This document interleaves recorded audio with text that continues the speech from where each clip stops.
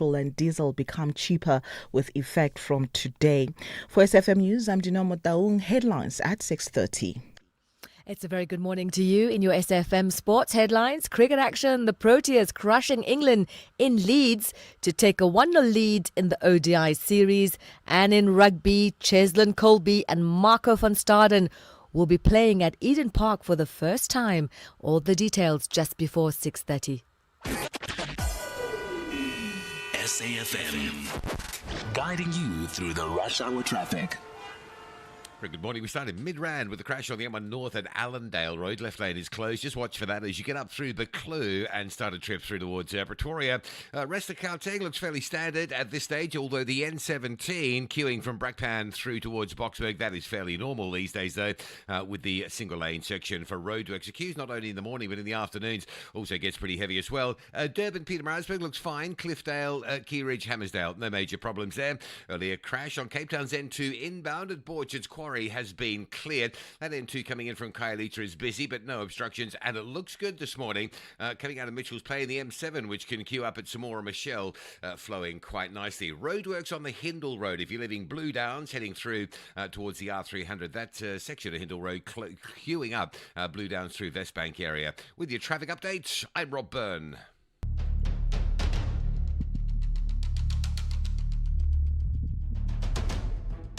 The Morning Brief with Thulasizwe Simelane.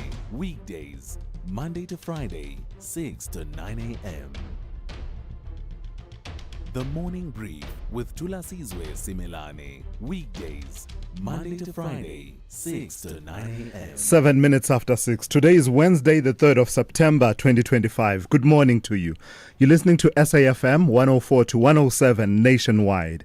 While you slept, we scanned and scoured your locality, your province, your country, continent, and the world. And we carefully curated those news developments that we believe will move the needle in your world today. And we've packaged them into this morning brief, which we now proudly present to you.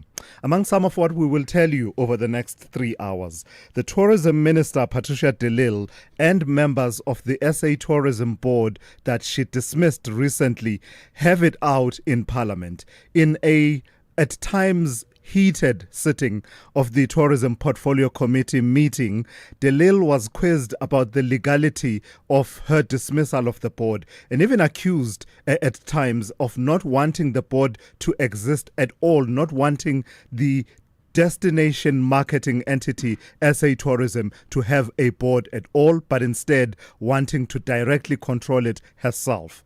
But she gave as good as she got, pushing back against claims that she is shielding the suspended CEO of SA Tourism and insisting that she has nothing to hide and urging critics to hand over to police whatever evidence they may have of her complicity in corruption.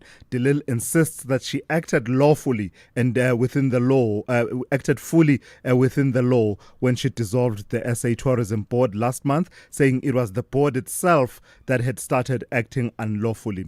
And she also argued that the board exceeded its powers, leaving her with no choice but to intervene. But members of the dissolved board accuse her of a power grab, saying that she wants to directly run the SA Tourism entity, as I said. So at the top of 7 a.m., we'll hear from one of those board members, one of those members of the now dissolved board. Lawson Naidu will be my guest at the top of 7. Wood stripping MPs, ministers and judges of the privilege of belonging to a compulsory medical aid job perk ground these societal leaders in the lived reality of so many in our country and having to use the public healthcare system. Action SA certainly thinks so. The party says it's time to scrap the privilege of compulsory medical aid for MPs, ministers and judges. It is introducing the Parliamentary and Provincial Medical Aid Scheme PARMED Amendment Bill, giving public office bearers the choice to use their own medical aid or the same public healthcare system that ordinary South Africans use. It's part of Action SA's wider push, as you will know, to cut perks and wasteful spending in government. A campaign that's also seen them call recently for the scrapping of deputy minister positions, for example. The party says leaders must share in the realities faced by citizens if they are to serve them honestly. So at about 6:45 this morning, we'll be in conversation with the Action SA MP, Dr. Kgosi Letlape, who will be unpacking this amendment bill that they are now tabling. And let's see how it all plays out, really, when it serves before the various, platforms within Parliament, if it even reaches that far. Accused number 4 in the Senzo Meyiwa trial, Thokoziseni Mapisa, will have to present his defense after all. Judge Ratha Mokgoatleng has refused to acquit him at the close of the state's case without him having to present his defense. Judge Mokgoatleng ruled yesterday that there is a prima facie case for him to answer and evidence that implicates Mapisa in the alleged conspiracy and murder of the late Senzo Meyiwa, and therefore the case against him cannot be dismissed at this stage of the trial. Remember, he launched what is called a Section 174 application, which basically says that given what the state had presented by the time it closed its case, there is no evidence on which a reasonable person could possibly convict the accused. But that has been unsuccessful, meaning that he either presents his defense or he could also choose to just close his case without having to call any witnesses to testify on his behalf. Criselda Lewis has been following that story quite closely and will give us an update at about 6:50 this morning. Morning Brief team, to your stations please for the takeoff. Dineo Motaung at the ready with your hourly and half-hourly news updates. Rob Byrne has got your traffic updates throughout the morning. Zaikan has got your sport. Melissa Buta with the morning brief in brief. Dauleng Lechela is always right on the money with your business and market updates. And More Africa, Sipho Mantula, will come through at about 7:20 and give you your Africa update for today. And I'd want you, as always, welcome your calls and want you to be a part of the conversation. There is no conversation without you. So do call me throughout the morning on 086 000 2032 or send me a WhatsApp voice note on 061 410 4107. All right, we've started it up. We've revved it a little bit. It's warmed up nicely. Let's put it in gear and put a pedal to the metal and get going.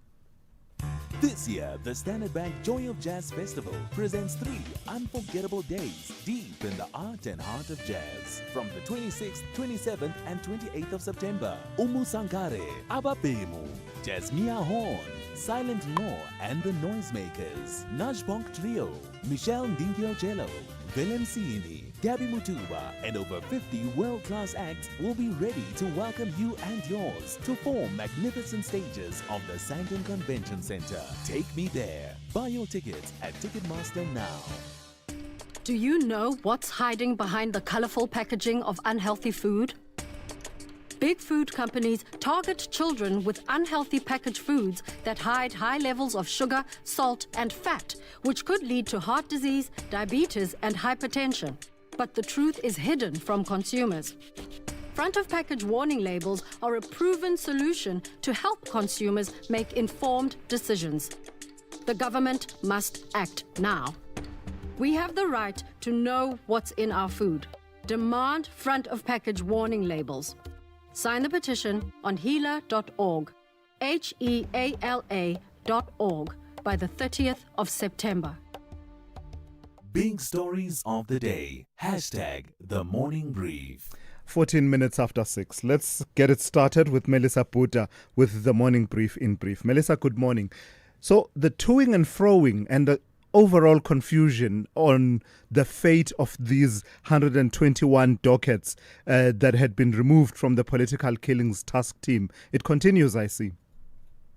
Good morning, Thulasizwe. Yes, so the 121 dockets from the KZN Political Killings Task Team will be handed to the Madlanga Commission of Inquiry in the required format to ensure the integrity and support of a thorough investigation. This follows a meeting between Acting Police Minister Feroz Kachalia and Police Commissioner General Fani Masemula after allegations surfaced of interference and obstruction in high-profile investigations.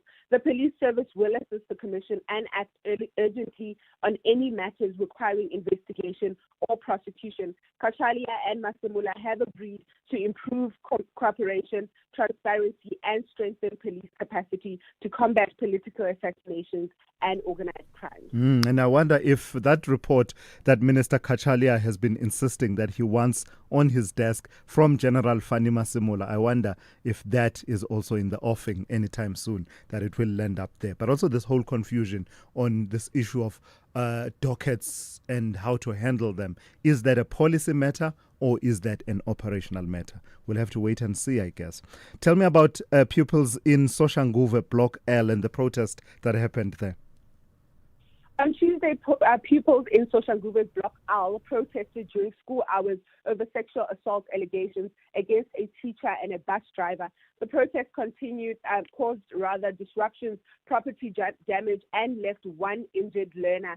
The Gauteng Department of Education has confirmed the allegations, including claims that the school principal failed to act on these allegations. In response, the Gauteng Education Department has launched an urgent inquiry and removed the principal from Thulasizwe Secondary School. Police are also investigating. Despite the unrest, grade 12 learners completed their accounting exams under supervision. Authorities have also urged calm and assured ongoing support for the learners' safety and education. So this is quite a sad story coming out of Soshanguve yesterday. So if we were talking about General Fani Masemula and the Minister Feroz Kachalia perhaps having a bit of tension, let's call it that, tension between them, which they now say they will iron out and work better cooperatively.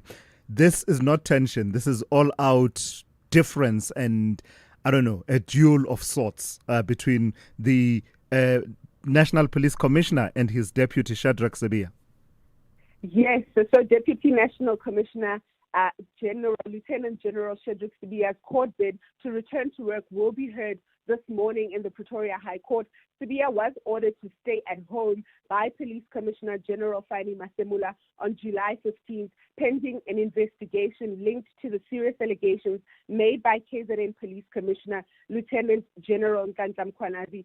Sibiya argues that the directive amounts to an unlawful suspension and bypasses proper procedures, while Masemula claims that the issue is Sibiya's alleged disobedience regarding the disbandment of the political killings task team. Sibiya maintains he followed Masemula's directive and accuses the commissioner of failing to provide proof of the instructions. So this is an interesting case, and it's still going to keep going on. Absolutely. We're going to have to hear what comes out when those arguments are presented. Lastly, Melissa, tensions continue in the taxi industry, this time in KwaZulu-Natal, in KwaDabega.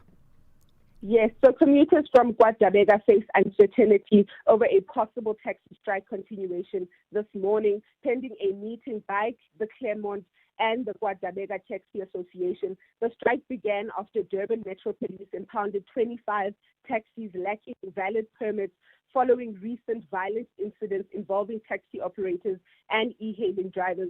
Despite being invited to present valid documentation for the release of their vehicles, taxi operators did not comply, demanding all vehicles be released at once. The KZN Transport Department is monitoring the situation quite closely, urging all parties to work towards a peaceful resolution and ongoing tensions between taxi operators and e-hailing services. So the fight between e-hailing and taxi industry keeps going on across the country. Yeah. All right. Thank you for that. That's Melissa Puta with your morning brief in brief. Thulasizwe Simelane on SAFM. On the weather front, I have no warnings to share with you this morning from the South African Weather Service, so straight to the rest of your weather. Pretoria will be fine with a minimum of 13 and a maximum of 21. Johannesburg fine, 13 to 30. Vereeniging fine, 12 to 30. Bombela will have morning fog patches, otherwise fine, 16 to 34. Polokwane fine, 15 to 31. Mahikeng fine, 10 to 32. Bloemfontein, fine and windy, 8 to 31. Kimberley, fine and windy, 9 to 31. Uppington will be fine, 12 to 33. Cape Town will be partly cloudy in the morning, otherwise fine, with a minimum of 12 and a maximum of 20. George, cloudy at first, otherwise partly cloudy, 10 to 19. Gqeberha, partly cloudy, 14 to 20. East London, partly cloudy, 16 to 21. Durban, fine at first, otherwise partly cloudy, 17 to 25. Richards Bay will be partly cloudy, becoming fine by the late afternoon with isolated showers and rain, 16 to 29. And lastly, Pietermaritzburg will be fine, becoming partly cloudy in the afternoon, 12 to 29. With the ever-changing financial landscape, it can be difficult to make sense of all the moves at times. Join me, Jimmy Moyaha, on the SAFM Market Update with MoneyWeb, Mondays to Thursdays, 6 to 7 p.m, as we break down the key market trends, top financial stories, and smart investment insights, all in one place. It's everything you need to stay financially informed and ahead of the curve. Worldview Update, bringing you closer to international or global news. At 21 minutes after 6, let's turn to the story. In a rare show of unity, the Indian Prime Minister Narendra Modi and Chinese President Xi Jinping declared their nations quote-unquote partners, not rivals, as they met in China over the past weekend. The talks come amid growing global trade tensions, including a sweeping new 50% U.S. tariff on Indian exports. Modi's visit, his first to China in 7 years, coincided with a major summit of the Shanghai Cooperation Organization, bringing together leaders from Russia, Iran, Pakistan, and Central Asia. Both sides emphasized improving trade ties and reducing tensions along their disputed Himalayan border, even as they seek to present a united front against Western pressure. So let's speak to Aisha Kaji, political analyst and Red Fellow at the at Africa Asia Research Fellow. I think it should read Research Fellow at Africa Asia Dialogues. Good morning to you, Aisha, and thank you for your time. We nearly gave you a new designation, Red Fellow. I see that, Thulasizwe. Good morning. How are you doing? It nearly happened on the radio. Very well. How significant is Modi's pivot? It appears to be a pivot, doesn't it? A pivot towards Beijing at a time when the U.S.-India relation is under strain. Yes, it does appear to be a pivot of some sort. It appears to be an attempt to bring Delhi closer to Beijing, given the current, shall we say, aggression emanating from Washington towards both Beijing and Delhi, and indeed even towards Moscow. So, you've spoken about the Shanghai Cooperation Agreement, which is an agreement between Russia, China, and India. And its purpose is largely strategic in the sense that, it wants to signal to the U.S. that this is not a unipolar world, but rather a multipolar one, that there are alternative blocks available, that there are alternative, directions to turn in regard to both trade and military support and security support. So that's the overarching aim of the SCO, and it does appear that India is trying to warm up to Beijing and vice versa in the face of the Trump administration's, shall we say, unwarranted tariffs on much of the world, not only on India and not only on China. But India's foreign policy in all of these matters makes for fascinating reading, doesn't it? Belonging as it does to a number of strategic, engagements, multipolar engagements. Some of them at times not even, read as not being compatible. You have your Indo-Pacific Quad 2, what we're talking about, the SCO now. There's the I2, U2. How easy is it? I think I've seen it in the past being described as hedging, strategic hedging. Yes, it is very much hedging its bets, because while India is, it's a large economy, its economy in dollar terms is still a fraction of that of the US or a fraction of that of China. So India's economy is about 4 trillion, whereas the US's is about 30 trillion, China's is almost 20 trillion. So you can see there's still a huge discrepancy there, despite it being, I think it's the world's fifth largest economy. But despite that, it's still a small player in terms of relative to China, relative to the US. So it does need to hedge its bets. It does need to not align itself politically and economically and militarily with one pole of the globe, if you will, rather than try to retain its multipolar status. So as you mentioned, it belongs to the SCO. It's also part of that quad, with the US and Japan, etc. But more interestingly, it's part of the I2U2. With the I2U2 is Israel, India, US, UAE. And in terms of the current global happenings, that's a very interesting one because India does share military and technological information with Israel. And given that Israel is well on its way to becoming a global pariah, and yet is still in this alliance with the United States and also the United Arab Emirates, that's quite a key one to watch in the future. Of course, the one you haven't mentioned, Thulasizwe, is that India is also part of BRICS. Absolutely. Which South Africa is also part of. So Brazil, Russia, India, China, South Africa, and now indeed more countries. So all this hedging on the part of India is really to maintain strategic relationships with various players around the world, which it then tries to leverage in different instances. For example, it leverages its connection with Moscow to buy discounted oil, crude oil from Moscow, which really powers the Indian economy. All right. I've got to thank you for your time and your insights. That's Aisha Kaji, political analyst and research fellow at Africa Asia Dialogues. This is SAFM Sport with Zai Khan. Good morning to you, Zai. In the city where Lucas Radebe became the legend, I see that the Proteas also making a bit of history there. Well, crushing England quite decisively. Oh, yes. I think they definitely took a leaf out of Lucas Hadebe's book. Sounds exactly like they found that perfect recipe. And it's not just a lead in Leeds. I think the Proteas showing England who's boss in their own backyard. They were absolutely ruthless to us in the opening ODI. Spinner Kesha Marat starred with 4 for 22, while Vian Mulder added 3 for 33 as England were bundled out for just 131. South Africa's chase was led by 86 of 55 balls from Aidan Markram. With support from Ryan Rickleton's unbeaten 31, the Proteas sealed a 7-wicket win in only 20.5 overs to take a 1-0 series lead. The teams meet again on Thursday, and that will be in Lord's. Now, the women's Proteas batter, Annika Bosch, has described her recent period out of the team with illness as the worst of her career. Now, she confirms she is fully recovered and looking forward to being part of the World Cup year.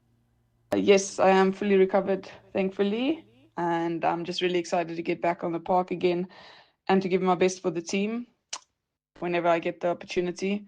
After a journey like this, I think it makes a person even more hungry to succeed, and also makes you really appreciate just being able to do what you love and to never take it for granted, because you just realize that it can be taken away from you at any time. So enjoy every moment that you have and just play for the love of the game again. That's the Proteas women's batter, Annika Bosch, here on the Morning Brief. Let's go to soccer. AmaZulu FC have secured the services of former Richards Bay striker Thabiso Kutumela, who joins as a free agent following his exploits with the Bafana Bafana squad in the Chan tournament. In the meantime, football fans can rejoice. The much-anticipated 2026 FIFA World Cup qualifier between Bafana Bafana and Nigeria is set to light up the Free State Stadium in Bloemfontein as planned after the pitch passed a recent inspection. Now scheduled for the 9th of September with kickoff at 6 p.m. The match had faced weeks of uncertainty as the harsh winter left the pitch in question, but now they've issued a statement. That's the South African Football Association, that both FIFA and CAF confirmed the venue's approval. And the Springboks, they are fired up for their rugby championship clash against the All Blacks at Eden Park this weekend. Winger Cheslin Colby and loose forward Marco van Staden will be playing at the iconic Auckland venue for the first time, and the Boks, however, will be facing a massive challenge. They haven't beaten New Zealand at Eden Park, and that's since 1937, while the All Blacks haven't lost there since 1994. And finally, let's go to the tennis action, where it's semi-final time at the US Open. World number 2 Carlos Alcaraz cruising past Yuri Lehechka. Novak Djokovic also advancing. He had a 4-set battle with the American Taylor Fritz. In the women's draw, Jessica Pegula powered past Barbora Krejcikova in straight sets, while Arina Sabalenka progressed via a walkover against Marketa Vondrousova. We'll bring you sport. We'll serve it up top of the hour. On the Morning Brief, I'm Zai Khan. With the headlines at 6:30, I'm Dino Motaung. Good morning. Suspended Deputy National Commissioner for Crime Detection Shadrack Sibiya will square off against National Police Commissioner Fanema Simola in the High Court in Pretoria today. Sibiya is challenging his July suspension, seeking a court order declaring it unlawful and allowing his reinstatement. In other news, there's some reprieve for consumers as all grades of petrol and diesel become cheaper with effect from today, and Tourism Minister Patricia de Lille's decision to dissolve the South African Tourism Board is under scrutiny. A full update follows at the top of the hour. SAFM, guiding you through the rush hour traffic. Very good morning. Pretty heavy coming into Joburg from the south again. This morning we have a crash on the N12 at Uncle Charlie's. So coming off the N1, moving down to Uncle Charlie's on the N12 eastbound. That queue starts around about the Potch Highway on the N1 going north. So very slow up through Eldos, through Devlin, through Deepcliff and down in towards that Southgate area. Also a breakdown at Heldon Ace on the N3 north. So jammed up coming out of Alberton and Germiston this morning and straight through the middle. The Mike 1 heavy already between Gold Reef City and Empire Road. Crash at Allendale. N1 going north is jamming. That didn't look too serious, but the traffic certainly does. Big traffic from Buccleuch up to Allendale Road. If you're heading towards Pretoria, you might want to just avoid that. Take some alternative routes. Durban, the first of today's breakdowns on the N2 south at Spaghetti Junction. So coming from Umgena Road side, it's slow. And Cape Town, no traffic lights. Modderdam Road, Stellenbosch Arterial, 35th Avenue. That big Modderdam junction at the top of the airport. There are delays already on all approaches. With your traffic updates, I'm Rob Byrne. The business update on SAFM. So for the first update of the morning, standing by is Ndauling Lechela. Ndauling, let's start with news out of the tech sector. Tell me about Alphabet getting a boost as this court has now ruled in its favor. That's right, Silas. Now a U.S. district court has ruled that Google will not be required to sell its Chrome browser or Android operating system, despite being found guilty of holding an illegal monopoly in the search market. Now, Google was sued by the Department of Justice in 2020 over its control of about 90% of the online search market. The DOJ called for penalties as well as a breakup of sorts, particularly the sale of Chrome. While the court ruled against that, it has instructed Google to share some of its search data with competitors, loosen its hold on search index data and user interaction data. Google's parent company, Alphabet, has expressed concerns about the data sharing requirements and their potential impact on users' privacy. Now, the company is reviewing the decision while the DOJ sees the ruling as a step towards restoring competition in the search market. So you are connected with the world when Ndauling. Guess what story was leading on the BBC as you were telling us this story? Exact same story. You set the agenda globally, I see. Tell me about Nestle firing their top boss, Laurent. Is it Laurent Frexy? Yes, it's Laurent Frexy, and he's been dismissed due to an undisclosed romantic relationship with a direct subordinate, which breached the company's code of business conduct. Now, Frexy, who took over as CEO... Wait. Say it again. Yes. Dismissed for what? For a romantic relationship with a direct subordinate. It said that it's a young lady that was around 24 years old. Yeah. Sure. So Frixie had taken over the top boss spot about a year ago and had been with Nestle for nearly 4 decades.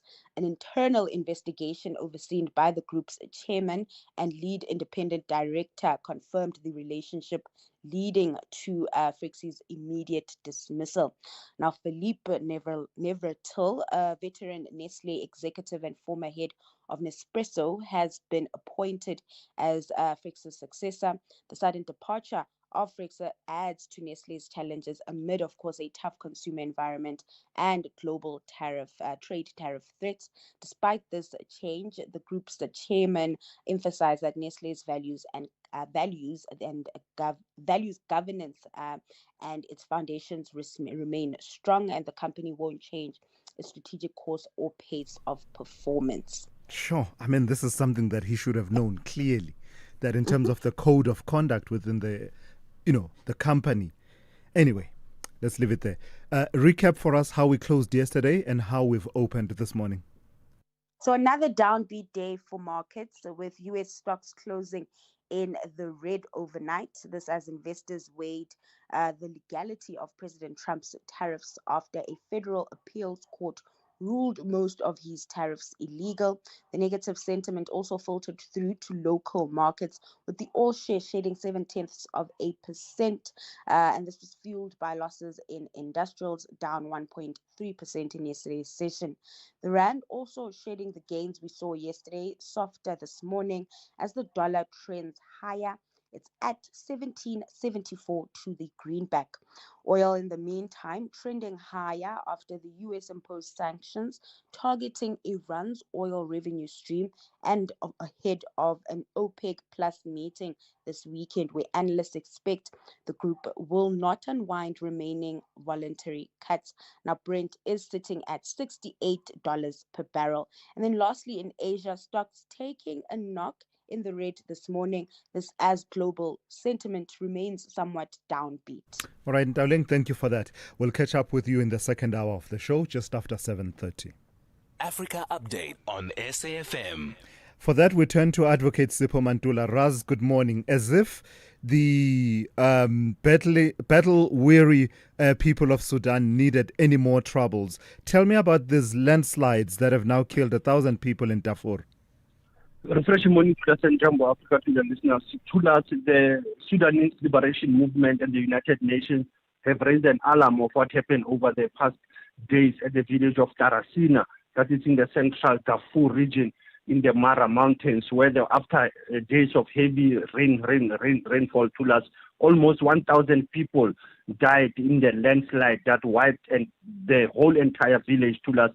And this came from the Sudanese Liberation Movement, pledging for the international community to assist the Darfur region. The United Nations Humanitarian Coordinator in Sudan also raising these challenges to us. Despite that, the numbers are not clear, between 300 or 1,000, but what has been picked up is that no one survived to us in that village of Tarasina. A serious catastrophe in the history of the landslide in the African continent. And the exclusion of the main rival to Paul Biya in Cameroon has not gone unnoticed by the United Nations.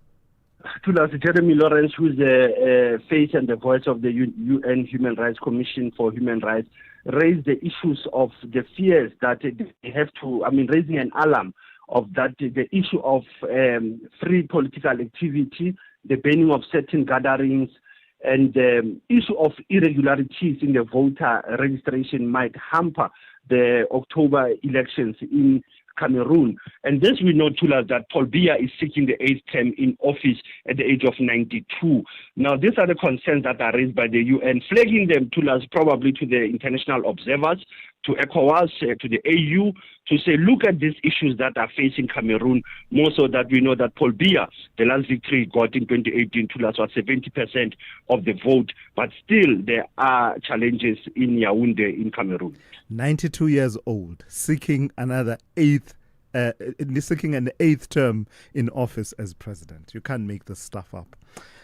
And the annual African Peace and Security Dialogue is going ahead, I see, with or without the government of Kinshasa taking part. Thulas, this is a very important annual peace dialogue. This is the second annual peace dialogue that is convened by the Thabo Mbeki Foundation, Thulas. And what is important, Thulas, is the stage for peace and security in Africa. How to look at the dynamics that faces humanity, whether from contestation of what we call the global governance, bilateral competition in the form of what others call it Cold War .2. Also, Thulas, what is important is to track the progress within the African Union. How are they dealing with this peaceful African continent with its citizens under Agenda 2063? Interestingly also, Thulas, is to look at what we call the conflicts that are in the SADC region. The Great Lakes region will not be left out, Thulas, which is the DRC. You will also look at the Sahel region with military coups. An interesting article that I saw from Mayor Geraldina Fraser Moleketi explaining to us about this dialogue that it seeks to create new thinking of what we call the non-state actors and the state actors. And here is to uproot the causes and the drivers of conflicts in the continent and looking at what we call endogenous and exogenous ways of resolving conflicts. And also, Thulas, if one looks at this peace dialogue, it also adds to what I said earlier this week, that it's a UN, 8 years of the UN, and all roads are leading to the UN General Assembly, and issues of peace and security always dominate the UN General Assembly. But Africa must not be left out, to us. Hence, the conflict in Sudan, in the DRC, in the Sahel, in the Somalis will always be brought into the picture, to us. And hence, this dialogue is a very important dialogue. It's a 5-day dialogue, to us, from today until Saturday, to us. It will be an intensive one, and I know that SABC will be covering some of the snippets of this dialogue. Absolutely. Lastly, Sipho, in your historical archive, this is a story that really broke my heart at the time when it happened, and it's one of those tragedies of South Africa that I've really battled to get over. Tell me what happened on the 3rd of September 2007. Thulas was a very young man at a young age of 22. He had only 4 caps in the national team, Bafana Bafana. He was spotted by Agostos Palacio when he was playing for Pinkville team in Soweto at the young age of 1920. He was jersey number 7 at Pirates, Thulas, jersey number 12 at Sundowns. We are talking about Mpho, Gift, Leremi, Vavavum. That was the name he was given, Thulas. A young man who lost his life at a young age, Thulas, with an accident. And you recall most of the Orlando Pirates players, Thulas, at those young age. You recall Leslie Manyatela, many more, Thulas. There was this issue of car accidents that affected these young players of Orlando Pirates and Mamelodi Sundowns. And hence, this boy died in Alberton at a very young age, like I said, Thulas, at the age of 22. It's 18 years when we remember Vavavum, Gift, Mpho, Leremi. Asante sana, Thulas, as was leading your conversation, SAFM, observing. As you can hear, Sipho, as you can hear, Vum Vum, the late. Thank you for that. Thank you for that.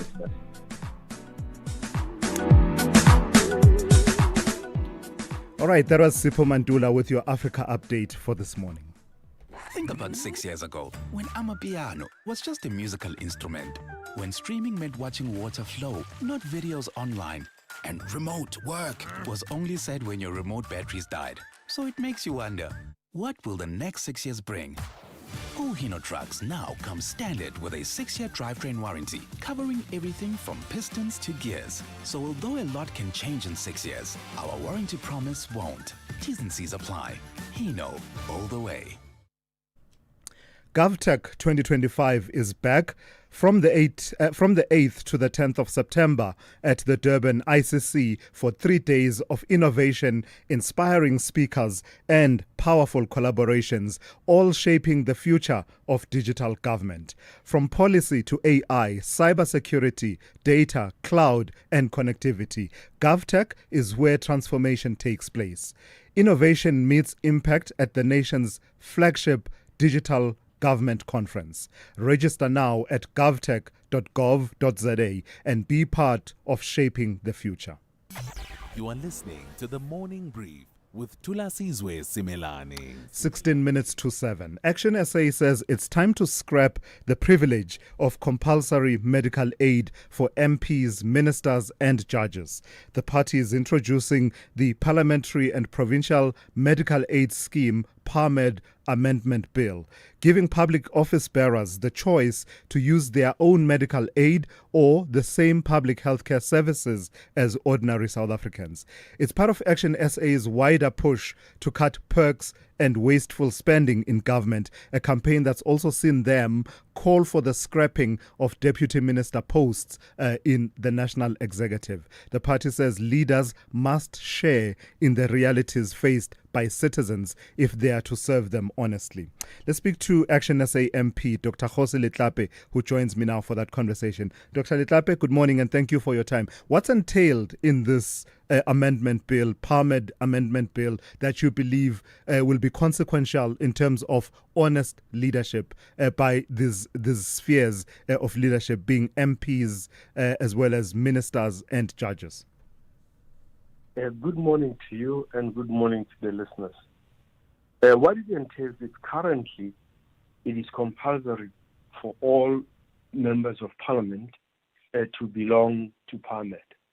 There's no choice and it is costly.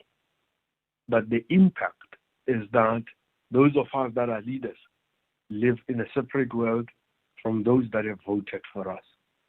And it really makes it impossible for us to know what challenges the system faces. It makes it impossible for us to have solidarity with the people that vote us into these positions. So effectively, what we put on the table is that, for a start, the membership of PARMED should be optional. So as an MP, you have a choice as to whether you join PARMED and fundamentally as to whether you join a medical aid. And would that provision of having a choice apply only to MPs or to the other people who belong to PARMED?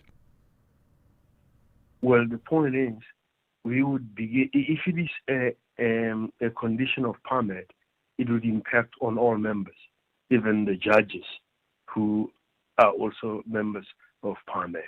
And remember, PARMED is a scheme where even after you have finished, it's actually when you get maximum benefit from PARMED.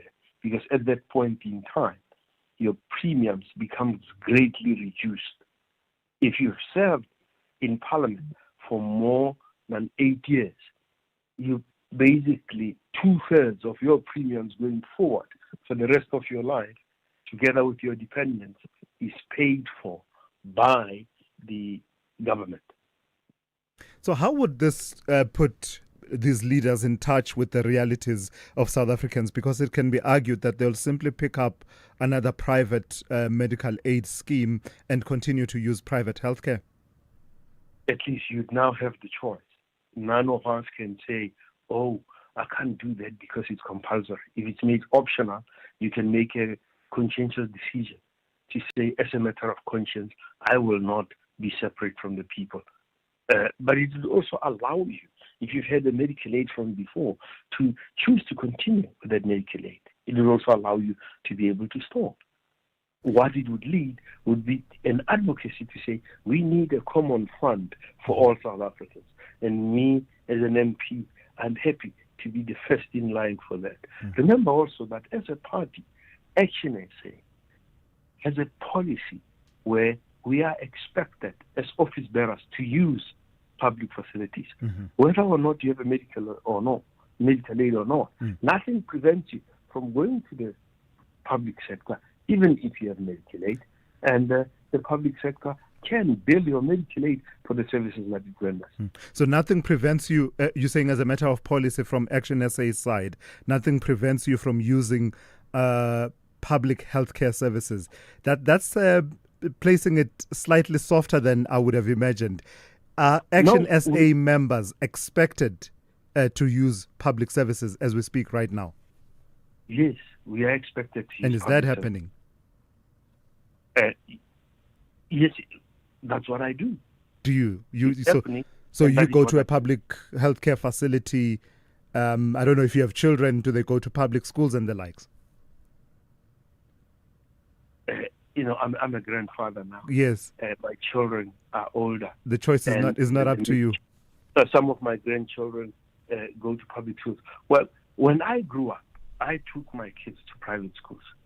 But right now, I advocate that our children take their children to public schools. We have good public schools, and we now need to reform this country and rebuild the nation and unite the people of South Africa. And do you know if Mr. Mashaba uses public services? And the reason I ask is that you are framing this as something that will put leaders in touch with the realities of the people that they serve. And I think it's not too much to ask that you should be leading by example as Action SA. Well, remember that Mr. Mashaba is a leader of the party, but he is not a public office bearer. We are public office bearers because we represent the party in Parliament. So it wouldn't be applicable to him. But if Mr. Mashaba were to come to Parliament, that would still be expected from him.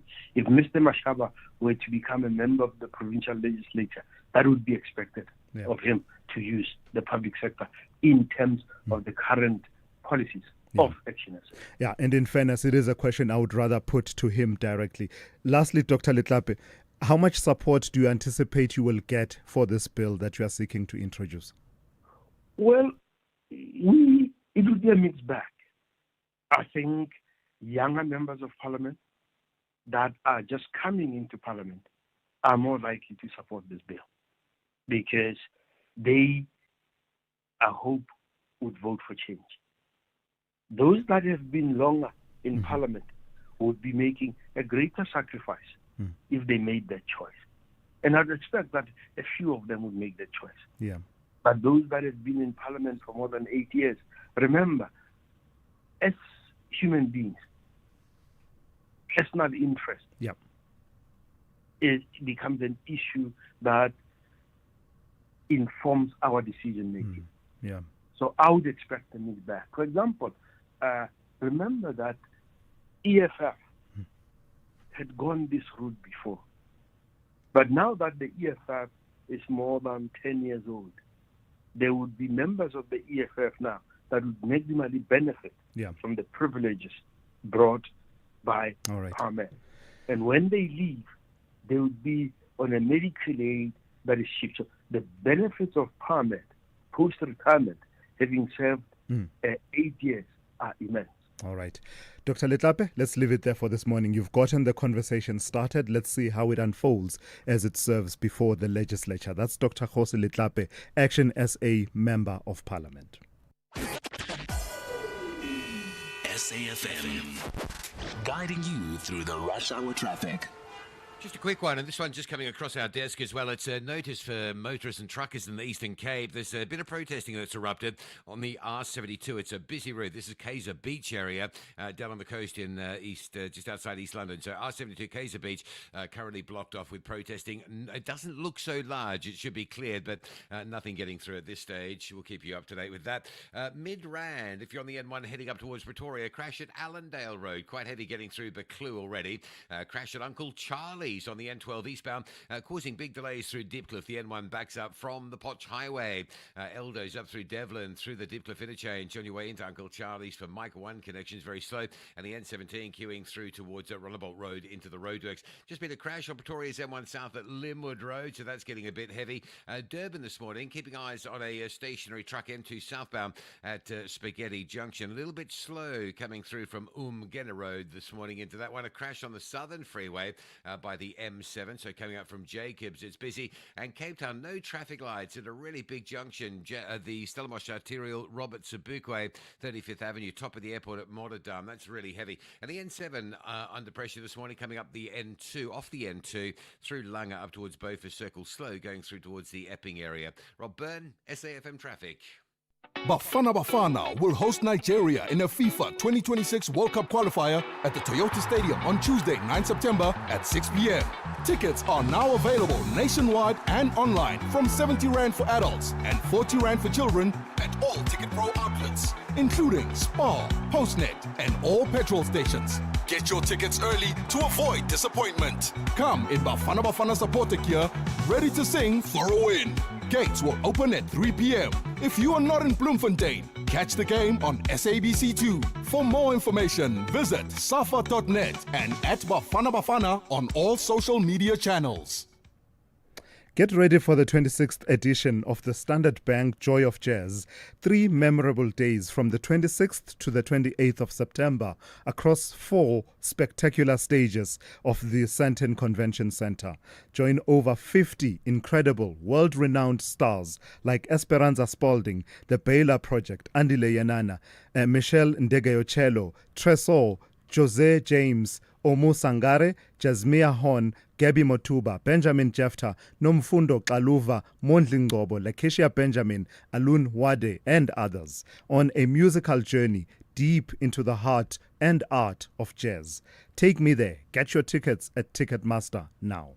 Big stories of the day. #The Morning Brief. The Gauteng Division of the High Court in Pretoria dismissing a discharge application brought by Mthokoziseni Mapisa, one of the 5 men accused of the 2014 murder of Bafana Bafana goalkeeper Senzo Meyiwa. The ruling means that Mapisa must now answer to the charges as the trial proceeds. Judge Rata Mokgwatleng ruling yesterday that there is prima facie evidence implicating Mapisa in the alleged conspiracy and murder, and therefore the case against him cannot be dismissed at this stage. Let's speak to SABC senior news reporter Criselda Lewis, who joins us now. Good morning to you, Criselda. So this was a Section 174 application. Tell us how it unfolded. The argument that had been presented was that there is no evidence on which a reasonable person could convict Mr. Mapisa, but Judge Mokgwatleng didn't agree. That's right, Thulas, and that had been the argument of Mthokoziseni Mapisa, accused number 4's lawyer's argument, that is advocate Thulele Ngumalo, him basically saying that there was no evidence, that Mapisa had been involved in the killing of soccer star Senzo Meyiwa, and that none of the witnesses had even placed him at the scene. You would recall that Mapisa is the only accused of the 4 others who had brought this discharge application, basically indicating that the state failed to prove its case beyond a reasonable doubt. This a blow for Mapisa, because you'd recall his lawyer had also argued that the state's star witness, who was Constable Sizwe Zungu, that his testimony could not be relied on because it was riddled with contradictions, and he said that no witnesses were called to corroborate this testimony. But as you correctly pointed out, Judge Rata Mokgwatleng differing with the argument of Mapisa's lawyer, Judge Rata Mokgwatleng saying that even though there might have been slight contradictions, it does not affect the credibility of the testimony that Zungu gave, and that you cannot just discard the fact that Zungu had given somewhat a blow-by-blow account of what he saw on that day. Yeah. The fact that he had placed all 5 of the accused at the hostel in Vosloorus on the day that Senzo Meyiwa was killed. And also, part of the details that were given is how some of the accused allegedly left and went to go and buy alcohol, while Zungu was there. So Judge Rata Mokgwatleng saying also photographs had been taken on that day. So the fact that Advocate Thulele Ngumalo says that there was no corroboration, Judge Rata Mokgwatleng says factually, that evidence that Zungu gave, has corroboration, also cell phone, as well as a photographic corroboration. You'd also recall that, Judge Rata Mokgwatleng saying that Zungu's evidence, cannot be a total write-off. There's definitely something that Advocate Thulele Ngumalo can glean from what he had told the court. He said that, Ngumalo, while he says that the evidence is contradictory, it's unreliable, and basically he could not make head or tail of it. That evidence that he gave about what happened at the Basuto hostel allegedly is definite corroboration of, what Zungu says he saw there. So, Judge Rata Mokgwatleng essentially saying the forensic evidence, the firearm, the bullets, the cell phone, which was also, robbed from the home of Kelly Kumalo's mother, all of those aspects need to be taken into account. And in fact, that it was not about the merits in this particular matter. It was to see if there was evidence. So Judge Rakamukhatleng saying that he believes that there is prima facie evidence, that accused number 4 needs to answer to. All right, thank you for that. That's Criselda Lewis. You can follow her reporting on that story. Senior broadcast journalist here at the SABC tracking that story. So it does mean that the accused number 4, like the other accused, will now either have to answer to the charges, or they could always choose, of course, to just close the case without calling any witnesses. That's an option that they do have. But for now, let's go to Dineo Motaung, who is on standby with the latest news. Outsurance will go out of their way to try and save you money on your car insurance. If they can't, ask for 500 Rand. Time to switch and save. Call 08600 60,000 today.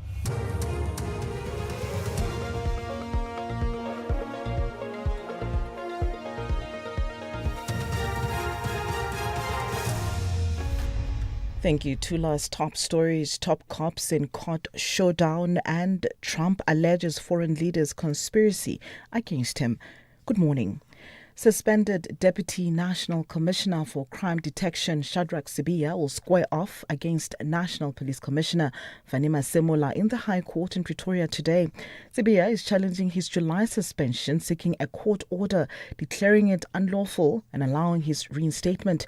He was suspended over the alleged disbandment of the KZN Political Killings Task Team, a claim he strongly denies. The case was delayed last week after Sibiya requested it to be heard before a full bench.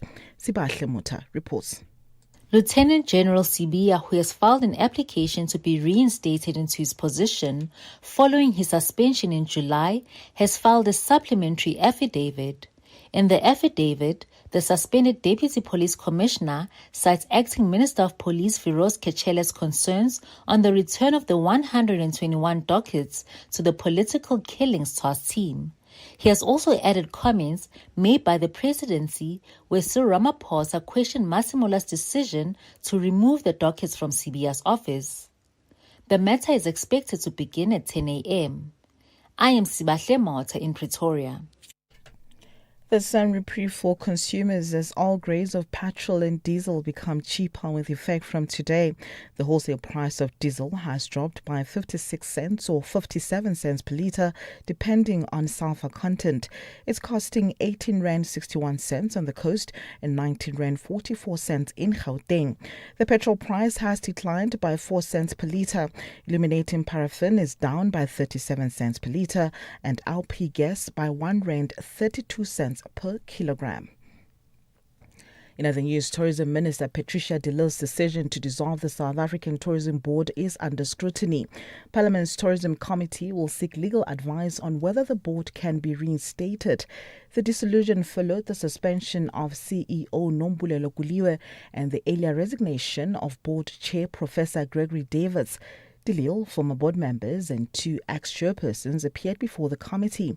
Chairperson of the committee, Ronalda Nalumango, says they'll investigate what legal steps to take.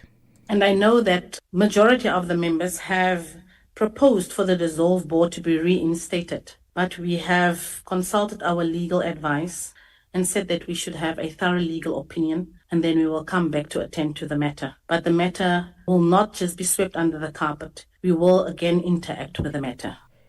The acting police minister, Firoz Kachalia, and National Police Commissioner Fanima Semola have agreed to submit the 121 dockets linked to the team tasked with investigating political killings to the Madlanga Commission. This follows a meeting between the Kachalia and Masemola. There have been mixed reactions to Masemola's decision to return the dockets to KwaZulu-Natal. Kachalia has slammed Masemola's decision. The EFF and Umkhonto Wesizwe Party have in turn criticized Kachalia. Lastly, further afield, U.S. President Donald Trump has accused the leaders of China, Russia and North Korea of conspiring against him. He took to social media while China's massive Victory Day parade was underway in Beijing.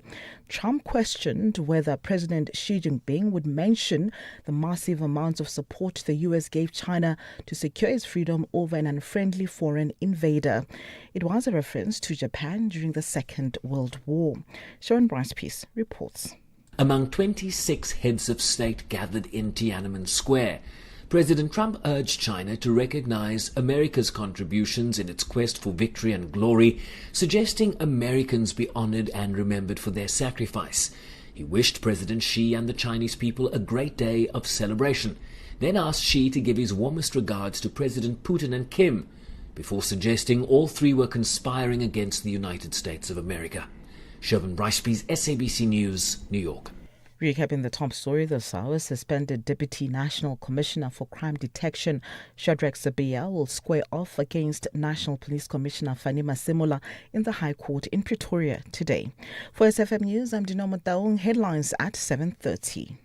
Outsurance will go out of their way to try and save you money on your car insurance. If they can't, ask for 500 Rand. Visit outsurance.co.za today. You always get something out. Outsurance made it possible for us to travel more with the money that we save. 725. This is really real. You are the biggest saver we've ever had. 2,794 Rand a month. It was the easiest switch ever. Get real. How is it that Outsurance provided the solution for you? 918 Rand is what I'm saving. Incredible. Go to outsurance.co.za now for a 10-minute quote that could save you thousands. Licensed insurer and FSP. T's, C's and information online. It's a very good morning to you in your SFM sports headline. We'll start with soccer, and it's Bafana. Their coach saying they have to beat Lesotho in Mangaung as they have no desire to drop any points. And in cricket action, the Proteas crush England in Leeds to take a 1-0 series lead. The details just before 7:30. SAFM, guiding you through the rush hour traffic. Good morning. We start with an alert from the Eastern Cape. This one just coming into us, the R72 Kaiser Beach area, just outside East London, protesting there this morning. Bricks and burning tyres and tree branches across the road just maybe delay travel Kaiser Beach area. Mid-Rand, heavy as you line up through Buccleuch to a crash at Allendale. That's on your way out towards Pretoria. It's a big enough delay to back you up from Rivonia on the N1 and from Limbro Park, Marlborough Drive on the N3. It's all pretty heavy there. Coming off the Ekurhuleni region, N12, Benoni through Boksburg is heavy to Rondebolt Road. N17, Brakpan to Boksburg is heavy with the roadworks down to Rondebolt Road as well. And a crash through Diepkloof interchange causing chaos on the N1, particularly northbound coming up from Eldos through Diepkloof and down towards Uncle Charlie's for Mike 1 connections. All very slow getting through that way today. Durban N2 North jam-packed coming up from the M7 through Westwood Mall area. Looks like a breakdown as well as the roadworks. And the M7 pretty heavy between Queensborough and the Bel Air Wakesley Road. Both ways being held through there. Cape Town this morning, no traffic lights. Robert Sobukwe, Stellenbosch Arterial, that's just jam-packed north of the airport area. M7 out of Mitchell's Plain is queuing up as you line up through to Samora Michelle. With your traffic updates, I'm Rob Byrne. Thulasizwe Simelane on SAFM. So you thought you were building a business? In this economy? Good luck. But day by day, somehow it grew. You became payroll, procurement, PR, and pressure valve. You kept going when the freezer didn't freeze, the bucket didn't budge, and the bank balance barely blinked. What's that saying again? What doesn't kill your business makes it stronger? Or at least it should be that. So you thought you were building a business. You weren't. It was building you. Because this isn't just what you do anymore. It's who you are. And you don't trust just anybody to protect it. Chat to your broker about Old Mutual Insure Business Insurance. Protect what built you. Old Mutual Insure Limited is a licensed FSP and non-life insurer. Catch SAFM live on Thursday, 18 September at the TBCSA Tourism Leadership Conference. Conversations shaping the future of tourism. Brought to you by the TBCSA, the leading voice of tourism in South Africa. You are listening to The Morning Brief with Thulasizwe Simelane. Hey, good morning to you and welcome to the second hour of the show on this Wednesday. Let's get straight to it. We've got quite a fair amount of ground to cover within this half hour. So let's start with this story. The Tourism Minister Patricia de Lille has hit back at claims that she is shielding the suspended CEO of SA Tourism, Nombulelo Kuliwe, insisting that she has nothing to hide and urging critics to hand over to police whatever evidence they may have of her complicity in corruption. In a heated meeting of Parliament's Portfolio Committee on Tourism, de Lille insisted that she acted fully within the law when she dissolved the SA Tourism Board last month, saying it was the board itself that had acted unlawfully. She urged the board, she argued that the board exceeded its powers, leaving her with no choice but to intervene. But members of the dissolved board were there and at hand to argue back and accused her of a power grab, saying she wants to directly run SA Tourism herself.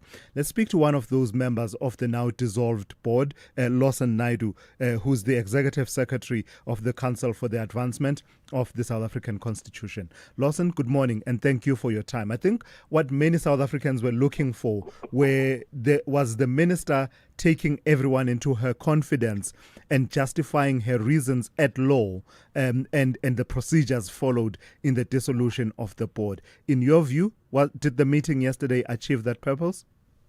Good morning to Thulasizwe, and thank you very much. I think, the committee members were clearly not satisfied with the minister's answers. The minister seemed to be confused between what an ordinary meeting is, what a special meeting is, and what a round-robin resolution is. So it was quite clear that the minister did not satisfactorily answer many of the questions posed to her by the committee members in terms of the legality of the decision to dissolve the board.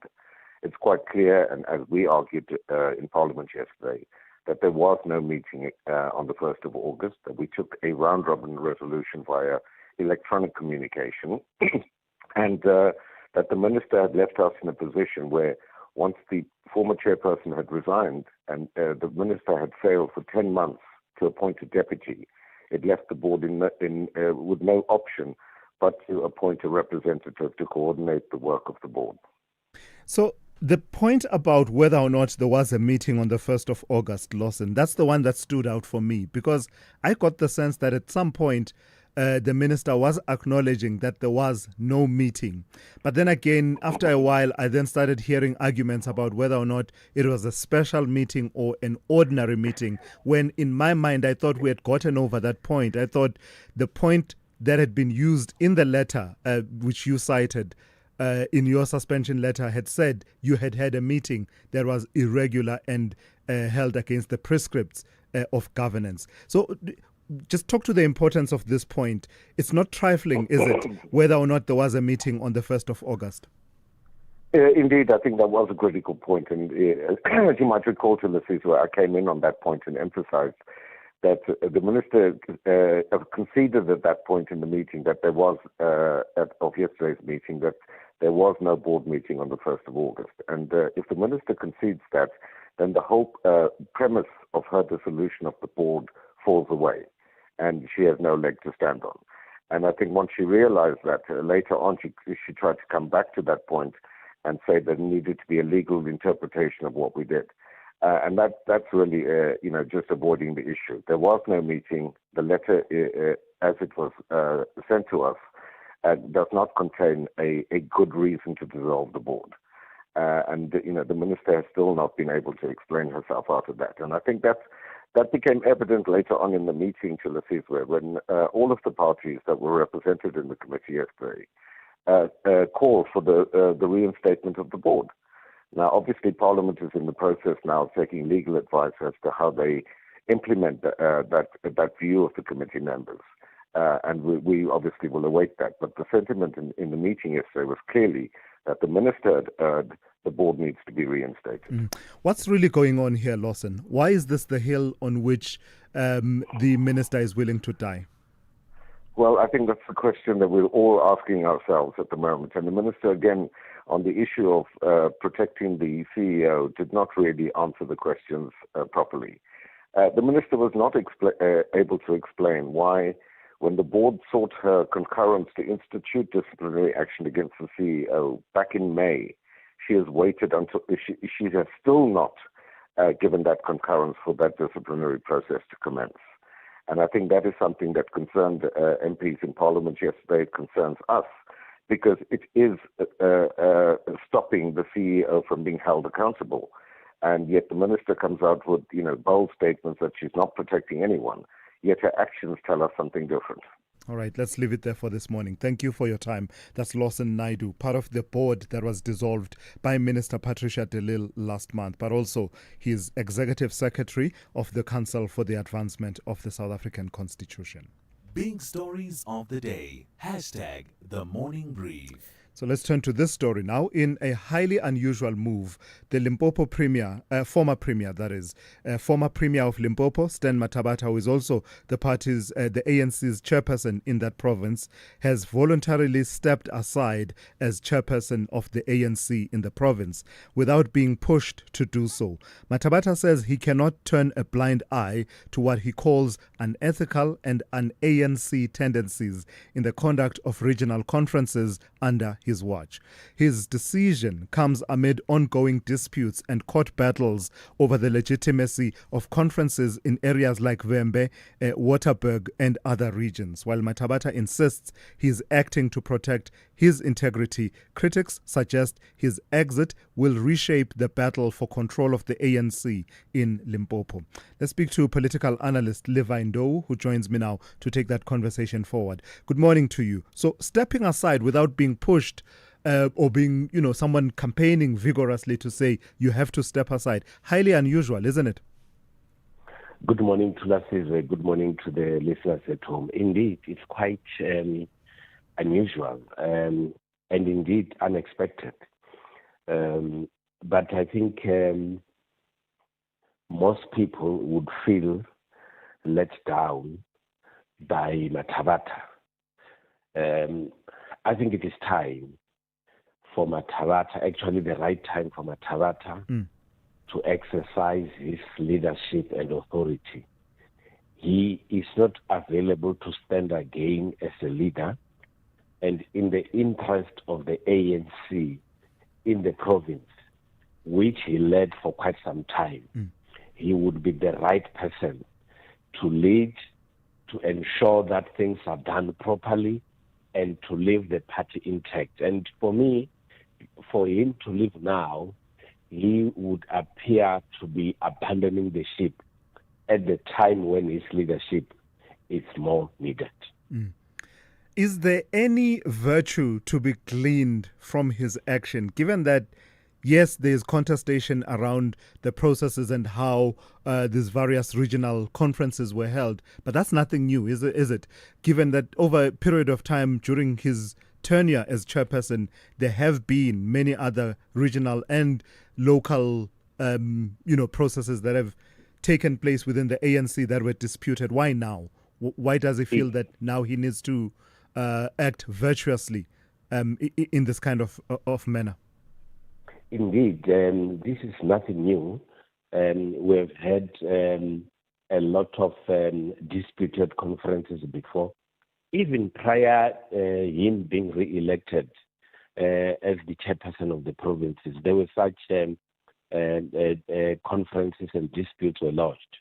But what I would love to emphasize is that I think he is leaving the party at a time when his experience is more needed, and he's leaving at a time when the party needs to exercise as much unity and cohesion as possible. And the unfortunate part is that he has decided to leave.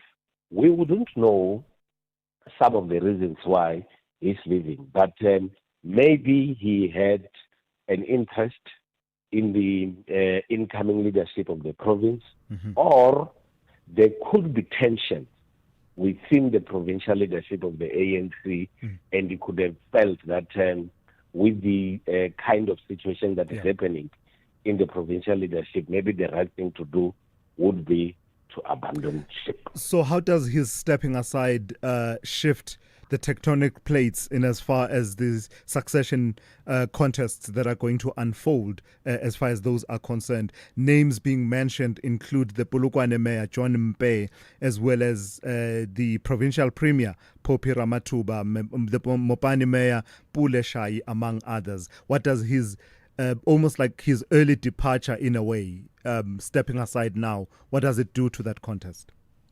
If he is leaving the provincial leadership because he had a personal interest then he is leaving those who are supposed to ascend with a much bigger space to be able to do so. But there has always been very fierce contestation amongst Per, Shai, and Ramathuba, and indeed with the branches and other regions having to come in. We still have to observe how they are going to, how this exercise is going to play around. But my view is that one of the challenges that the ANC faces is the overemphasis of elective conferences where delegates would be forced to vote this and the other or the other, and not being able to deal with elective conferences on the basis of consensus. And there is a lot of temptation because some people would love to get into certain positions of power. They easily get tempted to start using money and undue influences in order to get the votes on their side. And that is one area, in my view, that the ANC has to get very, very serious. All right, let's leave it there for this morning. Thank you for your time. Levi Ndou, a political analyst, weighing in on the goings-on in Limpopo ANC provincial politics. Mr. Govender, congrats on the retirement. You just sold your car to We Buy Cars. Tell us about it. Yes, it just gathered dust in the garage, so I exchanged it for cold hard cash. Now my wife and I can enjoy a stress-free retirement. Retiring the car as you retire. Nice. So why We Buy Cars? It was so quick. They came over to our house to do the evaluation, and we sold it the same day. Tops, man. Okay, so now you got even more time on your hands, eh? Exactly. We Buy Cars. Geared for your next chapter. Geared for you. For news on South African industry and mining, Creamer Media's Engineering News and Mining Weekly has you covered. Click through to Creamer Media's Engineering News each day for the latest on the people and companies shaping the energy transition and South African industry. Keep your finger on the critical minerals pulse by visiting Creamer Media's Mining Weekly. For deeper insight, subscribe to the Engineering News and Mining Weekly magazine, out on Fridays. Creamer Media, current, credible, comprehensive. Keeping your family healthy this winter can feel like a daunting task. Try the Lung Shield range. It includes capsules to support healthy lungs and immunity, a syrup for kids that supports the immune system and promotes lung health, and an effervescent with 13 essential ingredients to optimize immune function. Put your family's health first this winter with the Lung Shield range. Available without a prescription at leading pharmacies. Lung Shield, prescribed by doctors, recommended by pharmacists. Thulasizwe Simelane on SAFM. 22 minutes after 7. The country's jobs crisis is deepening, with thousands of workers facing retrenchments across key industries. Steelmaker ArcelorMittal, for example, is preparing to lay off more than 4,000 employees, nearly half its workforce, with plants in Newcastle, Vereeniging and Vanderbijlpark hardest hit. Ford Motor Company is cutting nearly 500 jobs, while tire manufacturer Goodyear has already shed 900 positions. The wave of job losses underscores mounting strain in the steel, automotive and mining sectors, worsened by global economic pressures as well as objectively domestic challenges. The Department of Employment and Labour says it remains in talks with affected companies and unions despite a collapsed deal with AMSA, and is working to cushion workers through relief and job creation measures. Let's speak to the departmental spokesperson, Thobeka Makai, who joins me now on the line. Good morning to you, Thobeka, and thank you for your time. At what level are these talks happening and what are they aimed at achieving? Good morning to you, Thulasizwe, and good morning to the listeners. Thulasizwe, I speak for the Minister of Employment and Labour, who is gravely concerned about, the job losses that we are seeing currently. We did try our best to intervene with the ArcelorMittal situation. We met with them in January. We've been participating as part of a broader government interdepartmental stakeholder engagement. And unfortunately, it has led to this due to AMSA requiring additional funding for its operations, which they were unable to secure. However, they did submit an application for TERS, and we approved them for about 400 million, which would have gone to payment of salaries for 2,900 employees. So that those funds are still available to ArcelorMittal. We're still committed to supporting them. If they can then secure the additional funding that they require for their operations. But as far as you can tell, as a ministry, despite the availability of that 416 million rand in the UIF temporary employer-employee relief scheme funding, despite that, the problems are bigger. You may be coming in and chipping in with your contribution. As far as you can tell from the conversations, that won't be enough to save the jobs at ArcelorMittal. Yes, indeed, the problems are bigger. We are dealing with a very sluggish economy that's not growing to satisfactory levels. And we are seeing also global, factors such as the higher tariffs. The trade wars have had a serious impact on companies in general, not just in South Africa. As a result, a lot of them are winding down their operations, not just in South Africa, but in other countries too. So it is a major issue that, that is much broader, as you say. Yeah. And our mandate as employment and labor is to promote employability, job creation, and upskilling, which will ultimately contribute towards economic development. So, as I said, the ArcelorMittal South Africa situation is but one of the multiple, shall we call it, burning platforms as far as job losses are concerned. I mentioned Ford Motor Company as well as Goodyear as well. Tell me about what then comes into play for you as a department when it comes to cushioning the blow of those workers, for instance, at Goodyear, who've already been retrenched, as well as trying to retain some kind of a database and knowledge of the number and ecosystem of the workers who've lost their jobs in this round of job losses, such that there are pathways that are created back to employability. Thulasizwe, it's unfortunate that we didn't receive an application from Goodyear, that they were in distress. How it works is that companies need to approach us as the Department of Employment and Labor and submit their application, which will then be considered, evaluated, and, the necessary funds will be made available. Unfortunately, with the Goodyear situation, it might be late because we didn't receive their application. With ArcelorMittal, we did try to intervene. We do have a success story with the post office because we were able to fund the post office, and they are now successfully implementing their turnaround strategy. So at least with the South African Post Office, we do have, some good that has come out of the funding that we've been able to allocate to them.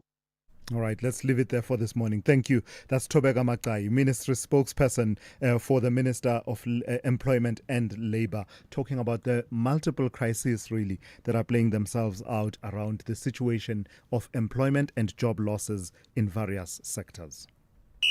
This is SAFM Sport with Zai Khan. Zai, good morning to you. A major challenge, a mountain of a challenge stands between Bafana and Glory, the mighty footballing nation of Lesotho. Yes, our neighbors. It's sort of like a Kingdom. neighborly derby, but the Mountain Kingdom. Yeah, they have a bit of a bragging rights thing going on there over the fence. But nevertheless, Coach Hugo Bruce says this is a must win and that we must not snooze because Lesotho, they went on to draw, and that was against Nigeria. So technically, this is not Lesotho's home fixture because it's going to be played at the Free State Stadium. Bruce cautioning against complacency, but insists that his reshuffled squad has enough, in the tank. 3 points will keep South Africa top of Group C and crank up the pressure on Nigeria, who only play on Saturday. Now, kickoff is on Friday in Bloemfontein, and we're looking forward to seeing our boys in action. Let's go elsewhere. Ruben Loftus-Cheek has been added to the England squad for the 2026 World Cup qualifiers against Andorra and Serbia. 7 years after his last cap, the AC Milan midfielder has 10 England caps, with the last of those coming when he came on as a substitute in a win against the United States, and that was in November 2018. Cricket now. Proteas left arm spinner Keshav Maharaj heaping praise on his teammates after their execution in their comprehensive win over England in the first ODI. South Africa ripped their hosts apart in Headingley, bowling them out for 131 in just under 25 overs. The Proteas went on to win in a convincing 7 wickets, and of course they're looking forward to taking on the team again, and that will be at Lord's. The Proteas women's batter Annika Bosch has described her recent period out of the team with illness as the worst of her career, but she is looking forward to the World Cup year, and hopefully she will be now part of the team. And she has revealed that coach Mandla Mashimbi was very supportive, advising her to have her eyes on the prize.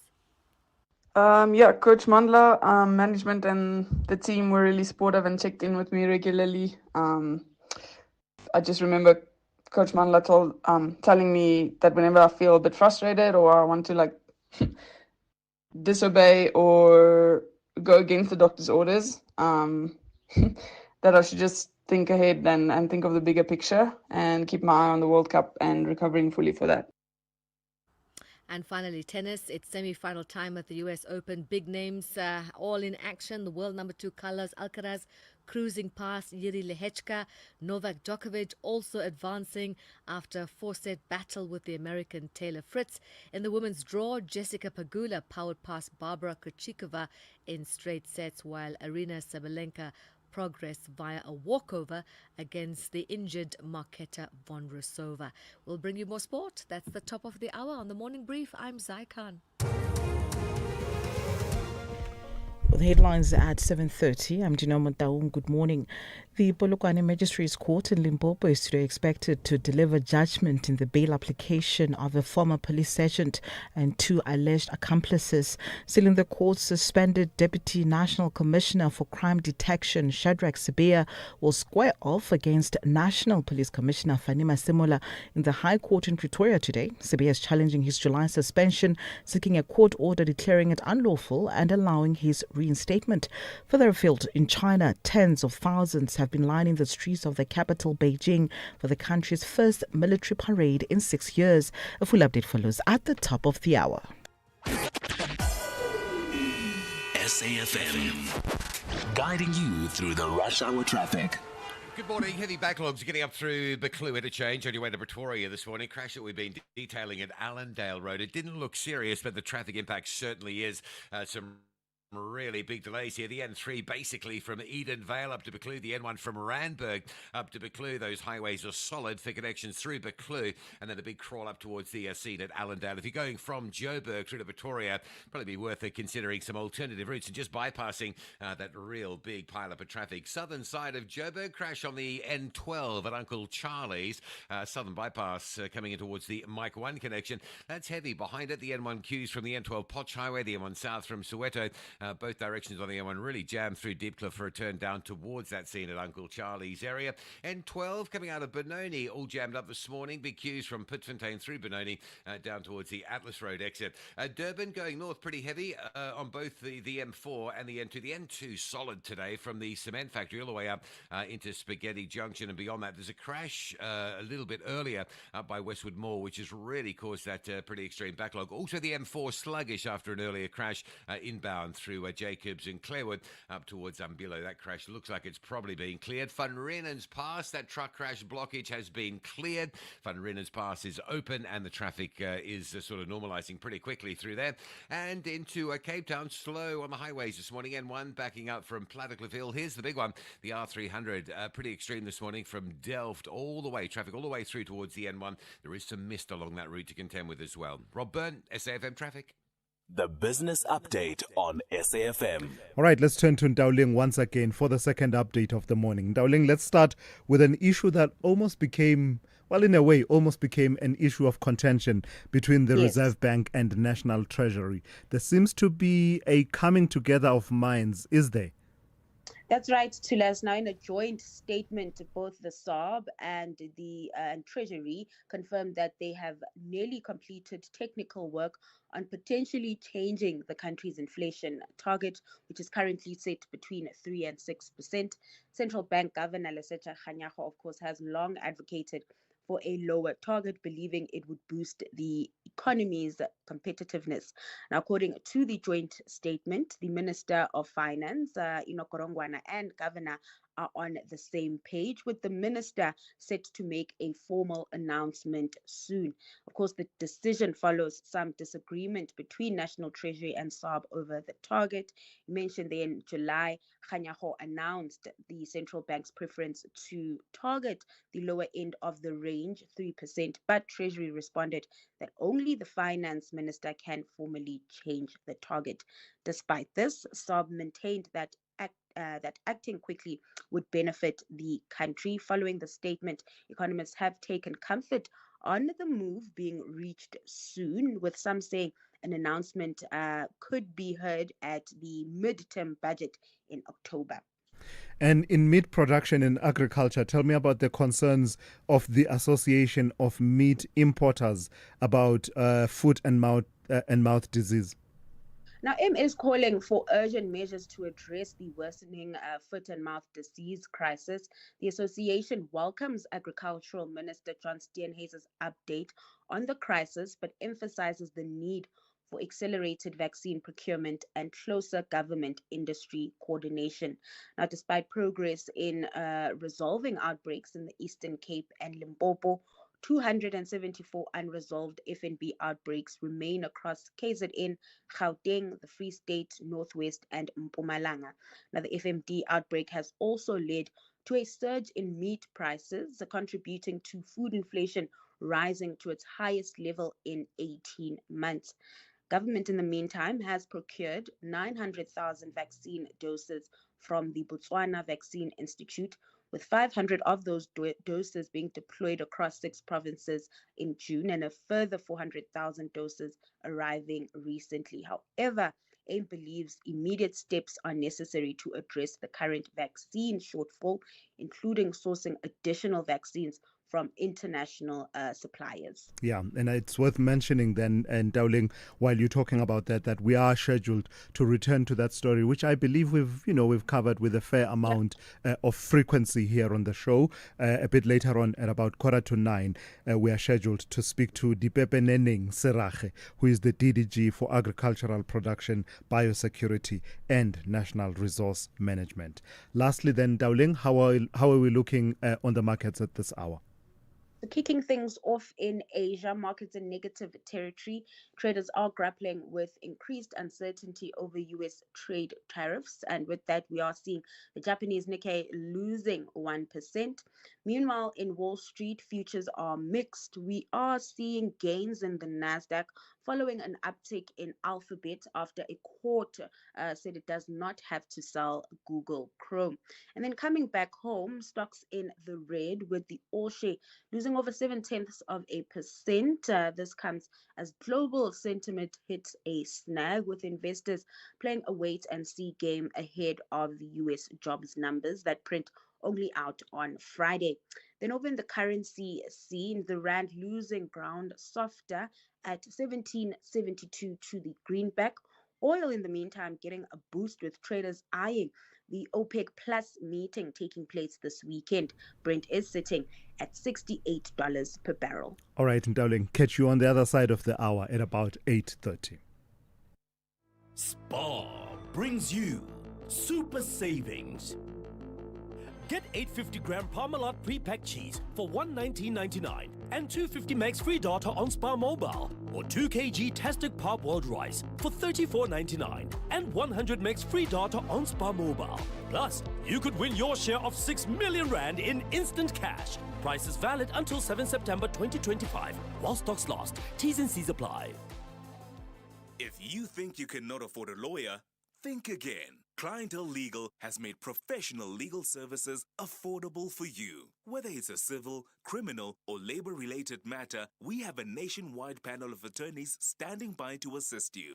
SMS SAFM to 32195. That's SAFM to 32195 and we'll call you back. Clientele General is a licensed non-life insurer and an authorized FSP. Standard rates and terms and conditions apply.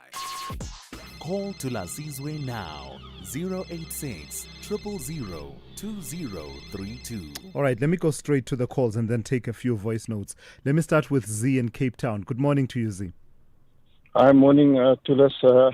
So few calls and few contributions infuriate me as much as the one I've just heard from the spokesperson from the Department of Labour. And I must tell you, as a senior lawyer, very few things rile me, but let me give it in quick succession, right? So firstly, the whole notion of trying to provide financial bailouts and handouts and subsidies for what are structural problems is pouring money down a black hole.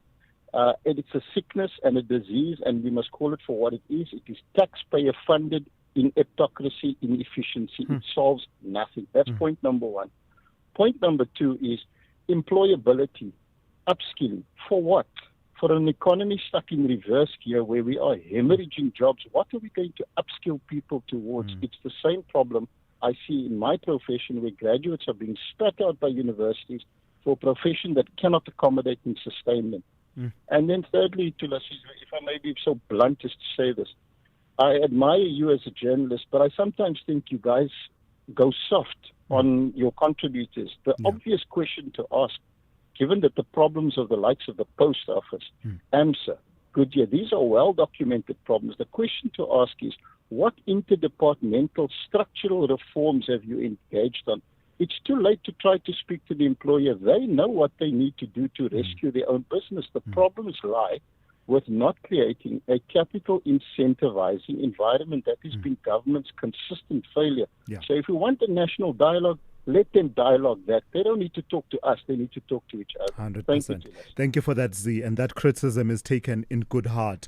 It is part of the conversation, the whole issue around structural reforms and the structural issues that Z is talking to. For instance, the ArcelorMittal situation, there's been proper acknowledgement that while it's part of it has to do with global factors, how the economy is shaping up globally, demand and the likes, a large part of it is a self-inflicted wound in the sense of, for instance, the battles that we faced with electricity and energy, with getting product to port, the logistics, situation, a mess that we faced for a while. That is objectively domestic and self-inflicted. The counter-argument has been that instilling those structural reforms takes time. That's been the counter-argument to that criticism. But what you are making, the point you are making, Z, is well taken. Mike in Newlands, good morning.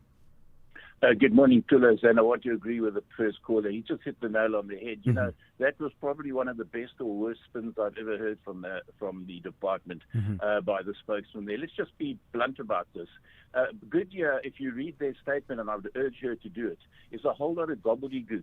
But if you read between the lines, it simply says rising costs, supply chains useless, harbours collapsing, union interference, energy shortages, and of course, cheap Chinese tyre imports. And if I can quote the one line, that is the most important line, and this is why the lady doesn't understand why they did not apply for any financial help.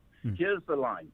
And regulatory environment, whilst aimed at transformation, added compliance burdens specifically in relation to BBBEE that increased operational complexity. What they're saying there is they do not want to get involved in employing people on the color of their skin. They want to be free to do their business.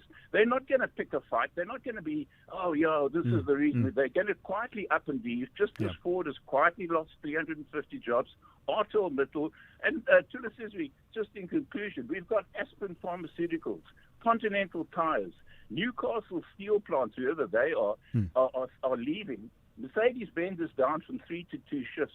We need to catch a wake-up here. This is not about throwing money at companies. This is about understanding the fact that if we don't allow businesses to employ the people they want and to operate freely, we've lost all the, it's chaos. All right, Mike. Thank you for that. That's Mike in Newlands. Let me go straight to Churchill in the Eastern Cape, who is also on the same point of unemployment. Good morning to you.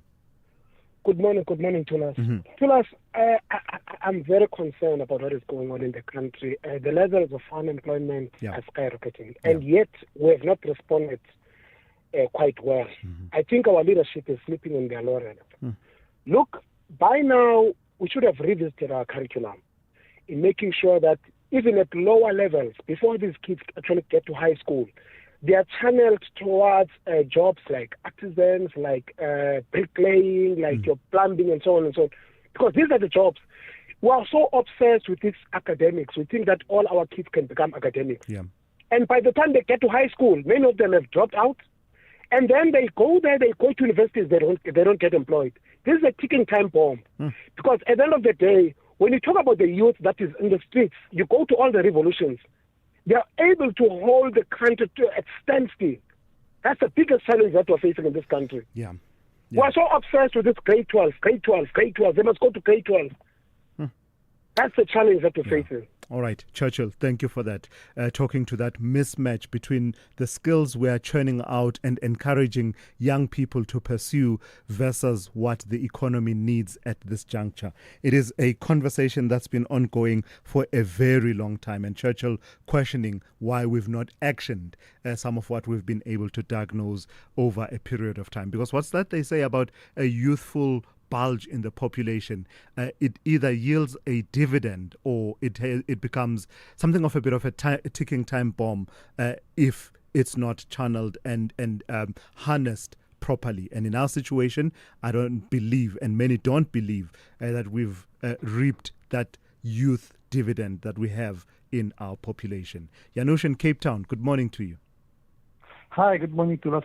Thulas, I'd like to talk about it, the government pension fund. We know about this, what's happening there. Money are misused, go to somewhere else instead of keeping in the pension. I don't know whether you are affected, but definitely your producer is, because he's working for the government, maybe on the contract basis. I don't know how that will work.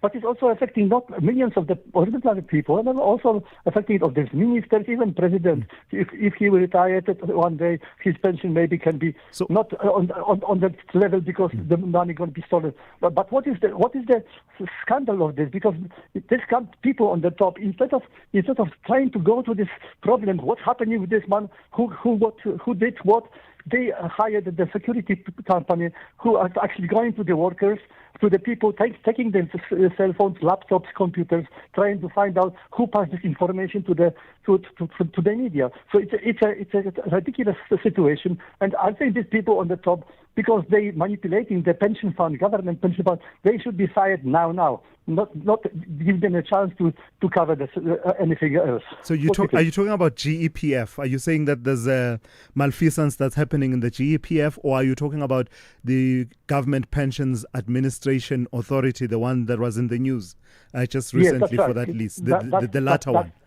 That's the one. That's right. The ones who hired a building without having gone inside the building. Not only that, but there's a news story that the pension fund, the government pension fund, they misused this money. Some millions were stolen, and then instead of going to that people who were stealing the money, they employ a security company and going to the people who actually pass that information to the media. Right. So this is ridiculous. All right, I missed that story, Janusz. It's your money, not mine. Well, yeah, all right. Thank you for that, Janusz. I don't belong to the government employees pension fund, just for the record, and I don't think any of us here do. But the point you are making is well taken, Janusz. I missed that story. I'll look out for it and try and find out more detail on it. Lesiba in Khobokwane, good morning. You want to talk about the ANC Limpopo chairperson, Stan Mathabatha?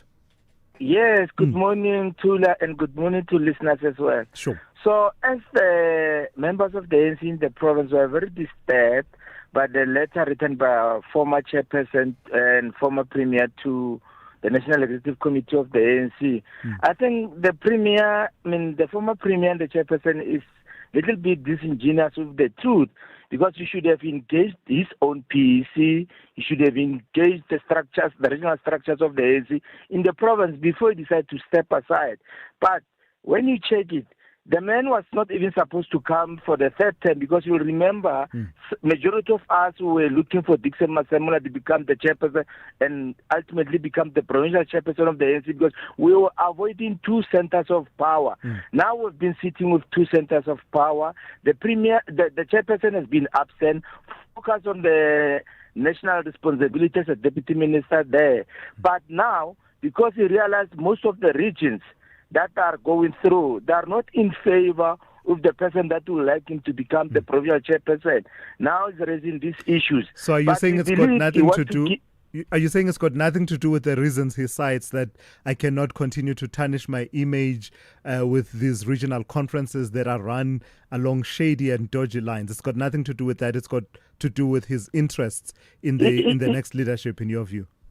Yes, Tula, I believe it's got nothing to do because you remember the first regional conference that should have made the premier to write the letter is Capricorn, where the chairs were flying, lots of controversies, things were happening anti-ANC there. But the premier remained quiet about it because it's one of his favorites who came out as a chairperson, Makoro Mpete, the mayor of Polokwane.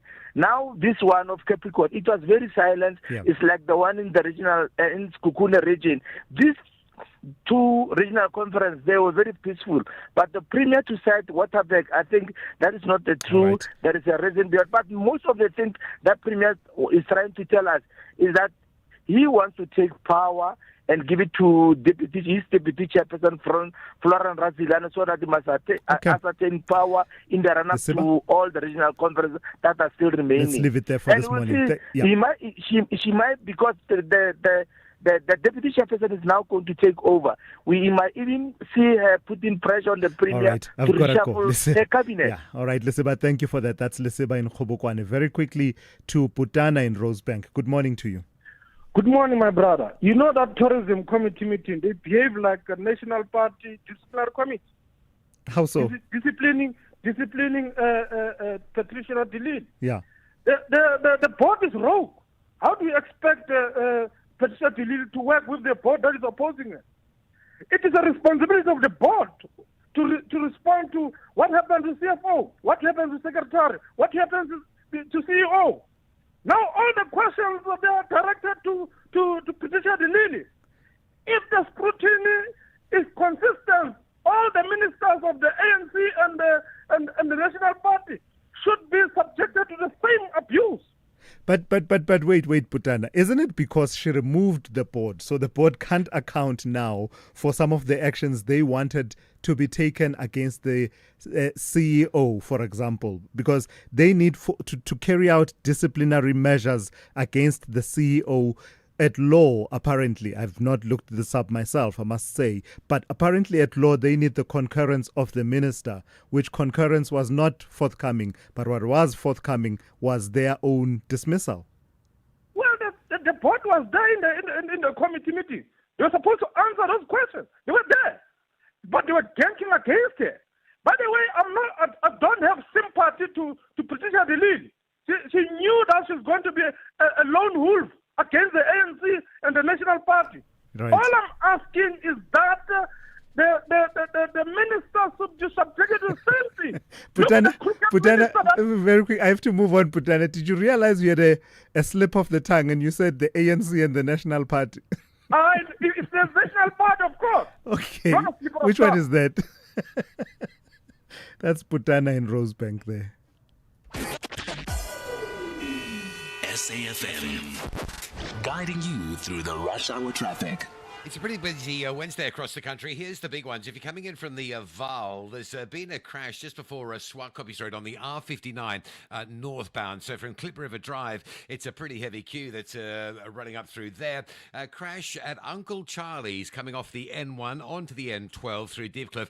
That is heavy, particularly coming up from the Eldorado Parkside on the N1 north. The N12 westbound going through Uncle Charlie's towards Divcliffe's pretty heavily delayed as well. And an earlier crash on the M1 north at Allen Allendale has been cleared, but it's left some very heavy traffic. N1, N3 routes getting up to Buccleuch from turn up towards Pretoria. N12 out of Benoni, Pitfontein through Benoni to Boksburg heavy to Atlas Road. The N17 still queuing up as you route through towards the Rondebolt Road exit as well. Also crash on the M1 North going up through Centurion at John Foster Drive.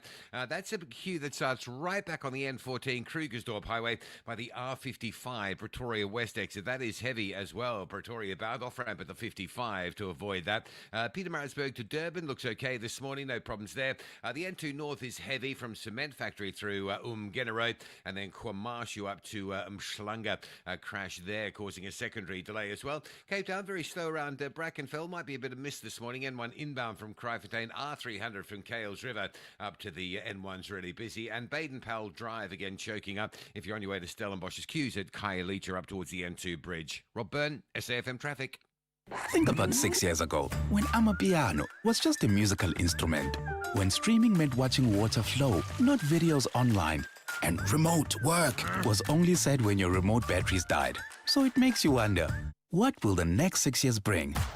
Hino trucks now come standard with a 6-year drivetrain warranty, covering everything from pistons to gears. So although a lot can change in 6 years, our warranty promise won't. T's and C's apply. Hino, all the way.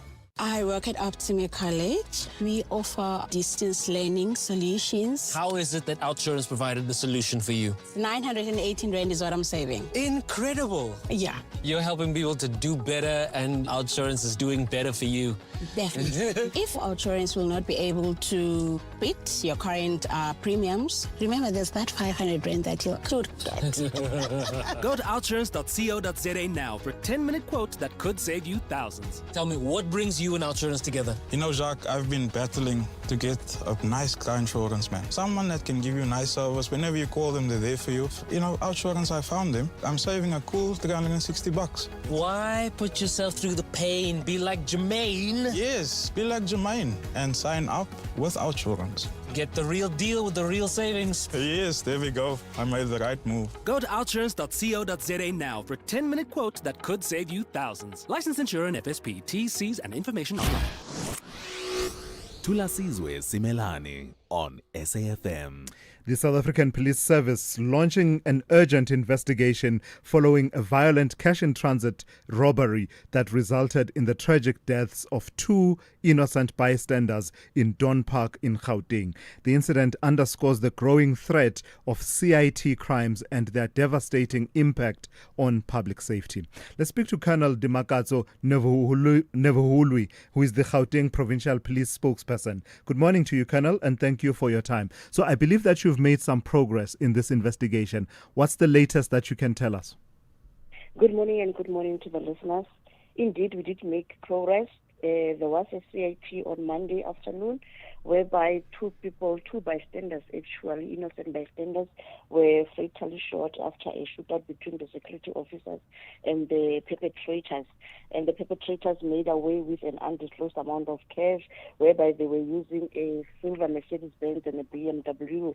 But I'm happy to say that our police officers, the law enforcement, they swiftly reacted because they say on the same day, one suspect was arrested after intelligence information was followed up, and he was found in what is suspected to be a safe house in Rondebolt, whereby the Mercedes-Benz that was apparently used for the commission of crime was recovered, and a assault rifle was also recovered together with some few notes of blown up cash and also stained, and the suspect was arrested. And I must say that, you know, these CITs, they are a very problematic crime and they are escalating, but as the law enforcement, we are continuing to make inroads. We are arresting those who are perpetrating this crime. So, Colonel, 2 people died in the exchange of fire between the security guards and the robbers. There's nothing that we can do about finding yourself in that unfortunate situation when a crime like that is happening. But there was a particular element that you wanted to talk to as the SAPS, the element of people who deliberately approach these crime scenes and try and pick up cash, in the wake of a cash in transit heist. safety. We are always preaching safety first. People are encouraged to prioritize their safety. When you find yourself to be near a cash in transit robbery, you are advised not to approach the scene. It is always better to keep a distance from the crime scene, because there might also be potential explosion risk. And besides that, those perpetrators, remember, they are most of the time highly and heavily armed. So it is better not to approach the scene, and don't even try to pick up that money, because that money in anyhow, it is useless, and it is also illegal to be found in possession of that money. So our people are encouraged to always keep safety, and when you find yourself in a certain crime scene like that, it is better to call the police. First and foremost, ensure that you are safe and you are not close to the scene. Because even when those perpetrators, they see you, they might see you as a threat, and they might react and shoot at you. Like this one, the two innocent victims, they were just close to the scene, and then they were caught in the crossfire. So it is always better to keep your distance, because these people, they mean business. They are heavily armed. Their aim is to get out of there with that cash, no matter what happens. So let the authorities take care of the scene. But underscore what the approach of the law is for those people who approach the scene for the purpose of picking up cash in the wake of a cash in transit heist. You said that is a criminal offense, but is it something that you follow through as the SAPS and ensure that it goes through all the way to prosecution? Yeah, in some of the cases, when we do find this person, I will make an example. There was a case last year where there was a cash in transit in Soweto, in Orlando. And then as the police officials were securing the crime scene, we got information that there's a person who took the money from there. And that information was followed up. That person was arrested, and the case is still going to court. So we do make follow through if we do get information, and if we do get hold of you and you are found in possession of that money. All right, let's leave it there for this morning. Thank you for your time. Colonel Dimakatso Nevohulwi, who is the Gauteng Provincial Police spokesperson. Let's check in with Dineo Motaung with the latest news. Outsurance will go out of their way to try and save you money on your car insurance. If they can't, ask for 500 Rand. Time to switch and save. Call 08600 60,000 today.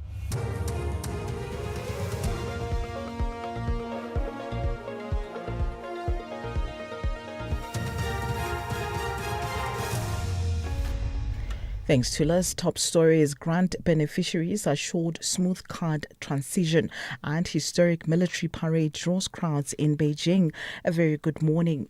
Parliament's Portfolio Committee on Social Development says it has been given assurance that measures will be put in place to ensure a smooth transition for the social grant recipients to migrate from SASSA gold cards to black cards. This after the Reserve Bank gazetted a notice giving Postbank the green light to replace the remaining SASSA gold cards with upgraded black cards. Bridget Masango is the committee's chairperson.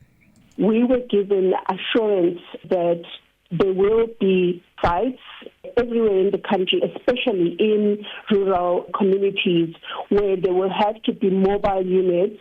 They were even talking about making sure that even schools are approved for this process, because what happened in the past iteration of the switching of cards, the sites were concentrated in urban areas, while the people in the rural areas had to travel long distances to get their cards. Meanwhile, Masango says that SASSA and the Postbank are embroiled in a court battle over the termination of the SASSA Postbank Master Service Agreement at the end of this month. The termination, which the Postbank has since taken SASSA to court about, had to do with the fact that SASSA did give notice in 2024 to give the 18 months notice to terminate the MSA as it is written in the MSA. We move to Limpopo now, where the Polokwane Magistrates Court is today expected to deliver judgment in the bail application of a former sergeant and 2 alleged accomplices. Rachel Kutumela, her sister Anna Shokane and daughter Flora Shokane have been applying for bail since December last year. They allegedly orchestrated the murders of 9 people for insurance payouts amounting to 10 million rand. Rendani Ralipaswa reports. Kutumela faces a total of 32 charges. They include 9 murders, fraud and money laundering. Her co-accused and sister, Anna Shokane, faces 3 murder charges. The third accused, Flora Shokane, has been charged with murder, money laundering and fraud. The court heard that the accused transfer funds amongst each other after insurance payouts. Top Detective Captain Keshimabunda was on the stand opposing bail when the hearing was adjourned in July. For SABC News, I am Rendana Ralipasa in Polokwane. In other news, suspended Deputy National Commissioner for Crime Detection Shadrack Sibiya will square off against National Police Commissioner Fani Masemola in the High Court in Pretoria today. Sibiya is challenging his July suspension, seeking a court order declaring it unlawful and allowing his reinstatement. He was suspended over the alleged disbandment of the KZN Political Killings Task Team, a claim he strongly denies. The case was delayed last week after Sibiya requested it be heard before a full bench. Sibahla Mota reports. Lieutenant General Sibiya, who has filed an application to be reinstated into his position following his suspension in July, has filed a supplementary affidavit. In the affidavit, the suspended Deputy Police Commissioner cites Acting Minister of Police Firoz Kechele's concerns on the return of the 121 dockets to the Political Killings Task Team. He has also added comments made by the presidency where Cyril Ramaphosa questioned Masemola's decision to remove the dockets from Sibiya's office. The matter is expected to begin at 10 a.m. I am Sibahle Mota in Pretoria. Lastly, further afield in China, tens of thousands have been lining the streets of the capital, Beijing, for the country's first military parade in 6 years. The massive parade commemorates 80 years since the formal surrender of the Japanese at the end of the Second World War. President Xi Jinping addressed crowds flanked by Russia's President Vladimir Putin and the North Korean leader Kim Jong-un. This is the first time the 3 leaders have been seen together. The BBC's Stephen McDonnell. I'm sure for critics of these regimes and of Xi Jinping, they'll think this imagery seems pretty terrible. But according to China's leader, in the speech he made today, that the war in Japan has made China a country that fears no one.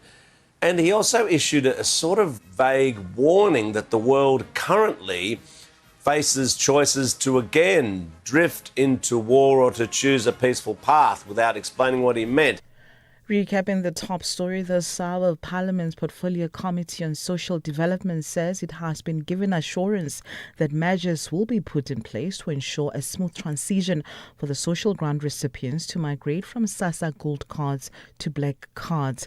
For SFM News, I'm Dinamo Daung. Headlines at 8:30. Outsurance will go out of their way to try and save you money on your car insurance. If they can't, ask for 500 Rand. Visit outsurance.co.za today. You always get something out. When it comes to saving you money, Outsurance puts their money where their mouth is. That's right. If Outsurance can't beat your car insurance premium, ask them for 500 Rand cash. Make that 1,500 Rand cash if you've been claim-free and with the same insurer for 3 years. Savings or cash, you always get something out. Get a quick and easy quote today. Call 08600 60,000 or visit outsurance.co.za. Licensed insurer and FSP. T's, C's and information online. And it's a very good morning to you in your SFM sports headlines. It's rugby. The Springboks are chasing history at Eden Park, 88 years without a win in Auckland. And we bring you Bafana coach Hugo Bruges saying that the World Cup qualifier against Lesotho is a must win. All the details just before 8:30. SAFM, guiding you through the rush hour traffic.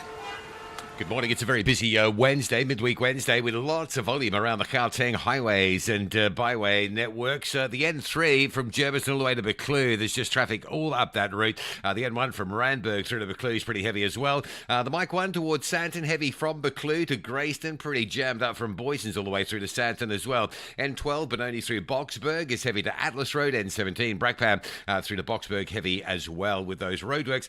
Crash at the Dipcliffe interchange down towards Uncle Charlie's. A lot of pressure there on the N1 north and south, getting through Deepcliff down towards the Mike 1. The N12 going west into Deepcliff's heavy as well, and a crash on the R59 north before Swart Copies Road, causing a backlog. There's also a crash on the M1 north at John Foster, Pretoria bound coming up from the R55. Pretoria west exit is heavy. That's the Krugersdorp Highway through Bruckfontein onto the N1.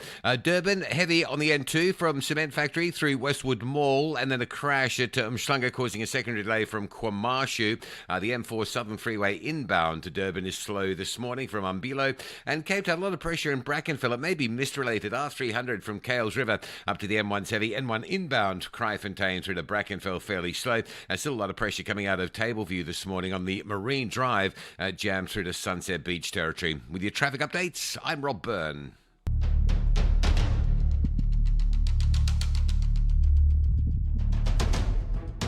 The Morning Brief with Thulasizwe Simelane. Weekdays, Monday to Friday, 6 to 9 a.m. The Morning Brief with Thulasizwe Simelane. Weekdays, Monday to Friday, 6 to 9 a.m. 9 minutes after 8 on this Wednesday. I've got a bit of a chuckle in my voice because I'm really enjoying the messages that are coming through on the WhatsApp line. It's a nice mix between, the usual serious and vigorous debates that we have on a daily basis, but there's a fair amount of banter as well, which, I particularly enjoy. Some of it directed at me, some of it directed at other people, which is quite great. So before we get into this hour, then let me read one or two of those messages. Vugani Ngobo eThekwini says, why is President Cyril Ramaphosa and Minister Firoz Kachalia so obsessed with these 121 dockets of political killings? What's the use of these dockets being given to a commission that will still take forever to finish, when we had already heard from Mkwanazi that some dockets were already finished with investigation and were warrant of arrest ready? And were supposed to be released, and suspects being arrested now. We have to wait, says Vugani. Now we have to wait for this commission, which has not even started. We are being taken for granted here, according to Vugani Ngobo eThekwini. The point I've made about it is I'm not sure where responsibility for assigning dockets lays, right? My sense is that that's quintessentially an operational matter.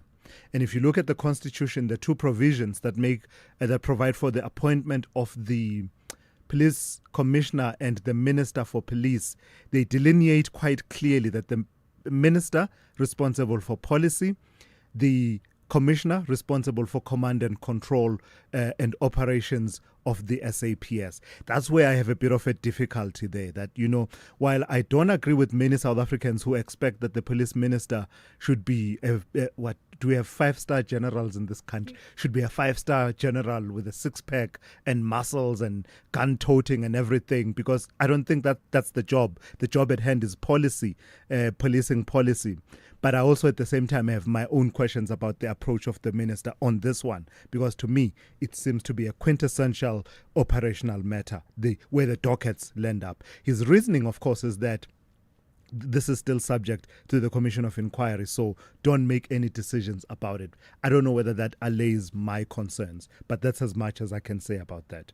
And then someone else here says, in response to your guest, and it's Naftal from Pretoria, saying, in response to your earlier guest, pumping money into ArcelorMittal was not going to solve the problem. The company is a victim of competition, primarily from Chinese companies. The ANC government lacked foresight historically. Protectionism had to be the policy from as far as 2 or so decades ago. The same applies to Goodyear, says Naftal in Pretoria. And then This is what I was chuckling about. Someone here says, Thulas, Lesotho has never been, quote unquote, the mighty footballing nation. No need to be that cynical, especially when it is at rock bottom, says this person. I was just having a bit of fun at the expense of our neighbors in the Mountain Kingdom. And then the last one also got me chuckling is Yazonda in Soweto talking about, well, the first part is that I never trust any person appointed by Ramadola. You can make up your mind who Ramadola is. Like this police minister. His job is to cover for comrades implicated, period, says Yazonda. Then changes focus and says, I almost lost a bet when Ubaba Putana from Rosebank started so calmly. I'm glad the real Putana came out in seconds and I won. He always makes my day, and then makes a smiley emojis about the allusion and reference to the national party that Putana made. So, yeah, there you have it. Some of your messages. Do call me 086 000 2032 or send me WhatsApp voice note on 061 410 4107. The green and gold of Mzansi Africa and the green and white of Nigeria have a massive rivalry in search of victory. Bafana tackles the Super Eagles. The South clashes with the West. This is the FIFA World Cup African qualifier. South Africa versus Nigeria on Tuesday, 9 September at 5:30 p.m. Live on SABC Plus and SABC2. Also available on SABC radio stations at 6 p.m. Proudly brought to you by SABC Sport. For the love of the game.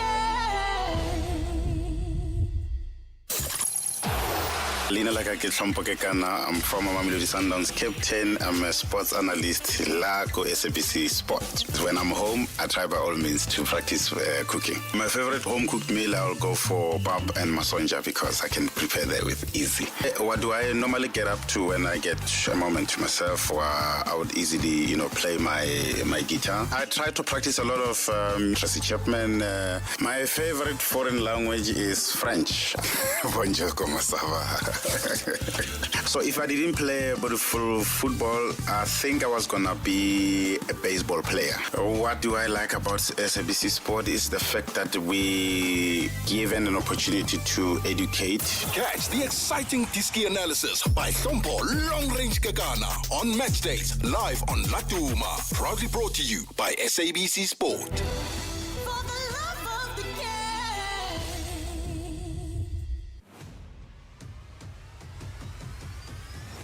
Thulasizwe Simelane is streaming live now on Facebook, YouTube, and X at SAFM Radio. Morning, Thulas. David from Alberton. One question. Why are the unions not gathering together to buy these companies that are going out instead of just complaining of job losses? Because workers, they contribute to the unions. I'm sure they have millions in their coffers. Just a question. Why don't they just take over these companies and run them themselves? Yeah. The workers at least own something in these companies. Yeah. Just a thought. Yeah, I get you, David. And many of these unions have investment wings, but their money is tied up with investment managers, right? Management companies. And I wonder how much sway and influence they could exercise to say, hang on, there's a company, why don't we look at investing in it? And I wonder if it comes down to the business case, because you may be a union, but at the same time, your investments, have to realize a return. And if you look at these companies, do they make business sense for you to put money into? But good point that you are making. Good morning, Thulasizwe and the listeners. This is Nati from Cape Town. Thulasizwe, I wanted you to check out on this. I don't think there is a food security in South Africa. It's just that the white farmers predominantly are hedging the grain. Thus, it creates the threat to food security, and also a threat to new entrants of people of different color. Thank you. All right, thank you. That sounds like an interesting topic to explore. What is the food security situation versus attempts to control the market, if I hear you correctly. I'll have to do a bit of research. I can't offer you any intelligent commentary on that subject, but it's an interesting one to look into. Let me go to a call from Magdalene in Bloemfontein. Good morning to you, Magdalene. Morning, Thulasizwe and the listeners. Thulasizwe, this thing of unemployment in South Africa has been orchestrated by the ANC in order to put, it's a strategic move, in order to put us South Africans in a desolate, powerless situation, whereby we're supposed to be the beggars to the ANC in order to keep them in power. And secondly, I heard from Ashraf interview a day before yesterday, whereby the Rwandan opposition party leader was giving information about Rwanda agreeing to take the prisoners whom the Donald Trump. Yeah. Yes.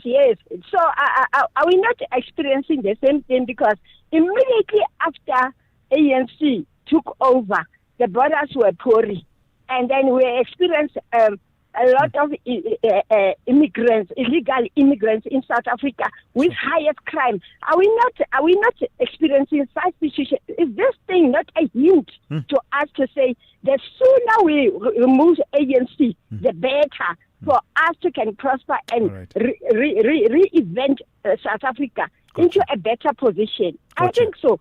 Magdalene, I think so. Yeah. Thank you for that, Magdalene. I do need to move on to take other calls, but that's an interesting take from Magdalene, who clearly does not trust the ANC for nothing, right? On both scores, just on the issue of unemployment, but also on the immigration situation in the country. I wonder about that one, though, about unemployment, Magdalene. There were two pathways. One was you grow the economy, make sure there's full employment, if not full, as close as possible to full employment. That gets you electability. Then there's the alternative path, which you are suggesting the ANC may have chosen. You keep people unemployed, and therefore they are dependent on you, and therefore they will always re-elect you. I wonder what the calculus is on those two paths that were possible. Pat in Katlehong, good morning. Yeah, how are you too? Very well, how are you? Yeah, because of time, I've got 2 points to make. Sure. Then there are jobs that we should not be losing, and there are jobs that we should be creating. You know, in terms of the job that we should be creating, last week Transnet gave other companies a license to use the rail. But in that interview, the first thing that the Green Road said, they said they are going to buy locomotives overseas. Imagine then, creating jobs overseas. Yeah. You see? Why can't we repurpose, or why can't we utilize the infrastructure of building locomotives in our country and create jobs? Yeah. Then there's another item. There are jobs that we shouldn't be losing. You know, there's a company known as Mendelez. I don't know if you know Mendelez. They do these sweets, and they are involved in a lot of manufacturing here. They manufacture in Swaziland, and their market is in South Africa. You see, why are we losing those jobs? There's a company here, it's called Beleza. They manufacture these hair products in Mozambique, and their market is South Africa. Beleza was once in South Africa, but because of stupid ideas of our unions and our labor, we decided, no, let us go and manufacture somewhere. Sure. But the market is still here. Gotcha. So why are we losing such jobs? Yeah. Honestly. Yeah. Gotcha. Pat? If there's a Department of Labor, if there are unions as well. Yeah, gotcha. Pat, thank you for making that point. I suppose what Pat is talking about, leveraging, where you have the power, the purchasing power is the state, or any concessioning and the likes, use that to leverage to ensure that jobs are retained, but also make conditions conducive for people to produce where the market is, being South Africa. DR in Emalahleni, I will have to come back to you a bit later on. I do need to take one interview. Please bear with me. I'll call you back. I I'm Andile Ncube umzilankati isiqongo sinoJojo intombi eyazi ngizala ke suka le emzimkhulu egugweni ila ke inkaba yasala khona. Your son got a star on his forehead, brightens your every mood when you get as old as I am. What do I like about Mzansi or love? You know, it's home. Beyond football, I enjoy cricket. You know, or Andile ngesixhosa go Ace Mabheka, you know. My favorite nickname of all time, like Captain Yama 2000. In everything we do, just like the African continent is the beginnings of life, right? Just like women are the beginnings of life. The SABC and SABC Sport is exactly that. Catch Andile, Captain Yama 2000 Ncube on match days, live on Latuma. Proudly brought to you by SABC Sport. For the love of the game. The indomitable Lions are roaring for a win, but Stangsem Negati plan to shock the West Africans and walk away with a happy mood. This is the FIFA World Cup African qualifier. Catch Cameroon versus Eswatini this Thursday, 4 September at 6 p.m. Live on SABC Plus. Proudly brought to you by SABC Sport. For the love of the game. This is Thulasizwe Simelane on the Morning Brief. 23 minutes after 8. As digital distractions become more ingrained in everyday life, attention is emerging as one of the most scarce and valuable resources. For adults living with attention deficit hyperactivity disorder, ADHD, this presents a growing crisis. In this country, for example, where ADHD remains under-recognized and underdiagnosed, especially in adults, screen addiction and the demands of the attention economy are exacerbating symptoms and widening the treatment gap. Let's get more detail and insight into that conversation with Professor Renata Skuman, who is head of the MBA in Healthcare Leadership at Stellenbosch Business School. Good morning to you, Prof. Thank you for your time. So, how does the attention economy feature in this conversation about ADHD? It's one that instinctively, you know, we sort of know that we're now in an age where attention deficit, without it being a condition that's diagnosed, is already a factor and an issue that we're grappling with. But it becomes worse when you're talking ADHD. Absolutely. We live in an attention economy. What that means is the media and the platforms that it's designed to segment our attention and to fragment our focus, forcing us to use multiple apps, multiple screens, multiple devices. So when we look scientifically at it, it seems that our attention span is not really declining. It's more the constant disruption of the high media consumption that we have that distract us and fatigue us. But what it plays out is up to a half of adults feel our attention spans are shorter. And we also, especially if you work with children in education or even students, we feel that 66% believe that our young people's focus has especially worsened. Now, in a country in South Africa where the treatment gap for those living with ADHD is already considered around 75%, i.e. about 75% of adults with ADHD are going undetected. This is what is our big worry about the perfect storm they are living in. So this multiple assault on, our senses and demands on our attention, does it exacerbate the situation with ADHD in grown-ups, in adults? Which is it a condition that's not really fully understood? Yeah, so there's two factors that you touched on now. Firstly, ADHD is unrecognized in adults. There's many misconceptions still that it's a childhood disorder, that people outgrow it, or people with adult ADHD just try harder, they're lazy or not motivated, or whatever the case might be. But then in combination with that is the direct effect that screens does have on our dopamine secretion. So our own natural production of dopamine, I'm simplifying now, is depressed because we get it from artificial dopamine that we get from screens. So two things happen. We want more and more and more of it, so it is addictive. And there's also now what we call internet addiction disorder, which is the same biology underlying that we have with other addictions and with gambling and so forth. And secondly is how it presents then is either with ADHD or depression or poor motivation, because dopamine, when it's working well, is the thing that gives you motivation, joy, drive, energy, focus, attention, concentration, and a general sense of well-being. So we aggravate our own inability to focus, our own inability to experience joy and motivation with this excessive consumption of screen time. All right, let's leave it there for this morning. Professor Renata Skuman, head of the MBA in Healthcare Leadership at Stellenbosch Business School. Part of the reason we were having that conversation is that the 6th Southern African Multidisciplinary ADHD Congress actually gets underway today, and it runs until the 6th of September this year. So that's part of that conversation. This is SAFM Sport with Zai Khan. Zai, good morning to you. Earlier on, I made the mistake. I talked about the Proteas making history in Leeds. No, they were leading in Leeds, as you rightfully put it. The people who are actually making history are the Springboks. I always mix up my greens. Tell me about the Springboks. 88 years of history at stake, yeah? Oh my God, Thulas, 88 years without a win. I'm thinking even the Kaizer Chiefs fans are saying, shame, that's rough. But you know what? We're about to come out of the rough because we're facing the All Blacks in Auckland Park come Saturday. And Sorry, Zai. Just to be clear, 88 years without a win in Eden Park, right? Yes, Yeah. in Eden Park. That's the fortress of the All Blacks. The House of Pain, as it's known.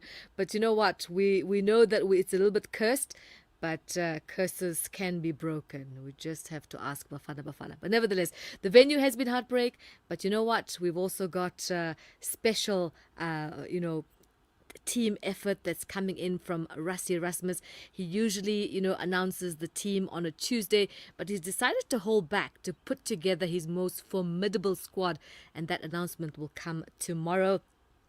And you can look forward to plenty of action from the Boks. They are definitely out to end that 8 years of Eden Park pain. They'll take on the All Blacks in Auckland Park, and looking forward to it as well. Let's go to the Bafana coach Hugo Broos, saying that their World Cup qualifier against Lesotho on Friday is a must win. The match back at Free State Stadium is technically Lesotho's home fixture, with Bafana also set to host Nigeria there on Tuesday. Now the coach has cautioned against complacency after Lesotho's eye-catching draw in Nigeria, but insists his reshuffled squad have enough quality.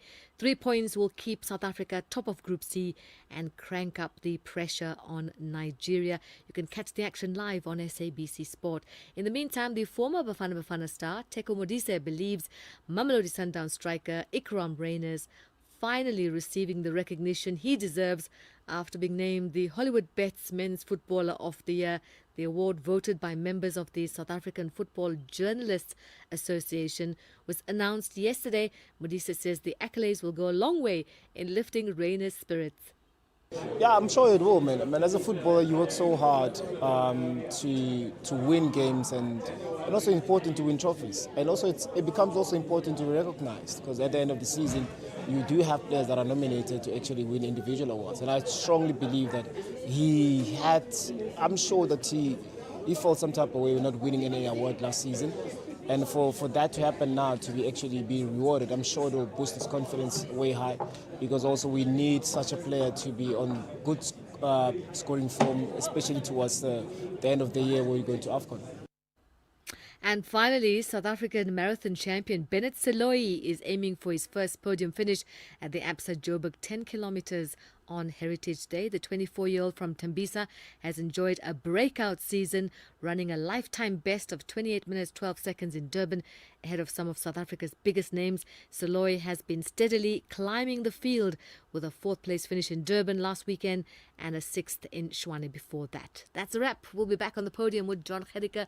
More sport on SAFM around 12:30. I'm Sai Khan. Well, the headlines at 8:30. I'm Dinoma Daun. Good morning. An 80-year-old man who has admitted on camera to murdering someone and burying the body on his farm will appear in the Kroonstad Magistrates Court in the Free State this morning. In other court news, the Polokwane Magistrates Court in Limpopo is today expected to deliver judgment in the bail application of a former police sergeant and two alleged accomplices. And a U.S. House of Representatives Oversight Committee says it has released more than 33,000 pages of files of the convicted sex offender Jeffrey Epstein. A full update follows at the top of the hour. SAFM, guiding you through the rush hour traffic. It's a very busy midweek Wednesday. Traffic volumes really starting to peak out of the 5 days. You can see that today. So here's the cherry-picked hotspots. Running into Sandton is a problem this morning. Lights are down on Winnie Mandela at Matty. So that's really big coming in from Bryanston, coming in from Randburg. And if you're ducking out of that onto Ballyclare, well, there's lights down at Coleraine. So if you're that side, Bryanston side, trying to get through to Sandton, it's a bit of a mess this morning. Also, crash on the Mike 1 Highway at Corlett Drive. That is northbound. That's heavy getting up from Braamfontein. If that boys into Braamfontein, then sort of park down through to Sandton into that crash, all very slow. The Mike 1 South coming off Buccleuch down into Grayson Drive territory, very sluggish as well. Still with the crash on the M1 North through Dipcliffe down to Uncle Charlie's. It's heavy as you line up from as far back is El Dorado Park. Crash on the R59 moving north to Swartkoppes Road, causing a lengthy queue. And if you're Pretoria bound, that crash on the N1 John Foster has pushed a big queue back through Brockfontein deep into N14 Krugersdorp Highway territory. Durban, the N2 North, with a crash in the roadworks between Komarshu and Umhlanga. It's heavy today. You've got the queue from M7 up Westwood Mall into the roadworks. That's queue number 1. And then Queen Nundy up to Gateway, queue number 2 on the N2 because of that crash. A little bit of mist around the Brackenfell area this morning. That part of Cape Town slow on the N1 and on the R300 North, driving through the misty conditions, and still very heavy into town on the N2 with queues and standing traffic from Langa to Hospital Bend. Rob Byrne, SAFM Traffic. The business update on SAFM. Good morning to you once again in Dowling. Let's start in retail. Tell me about ShopRite and them continuing to gain market share. Yeah, another bumper year for the retailer, Thulas, with revenue up 8% and earnings increasing by close to 19%.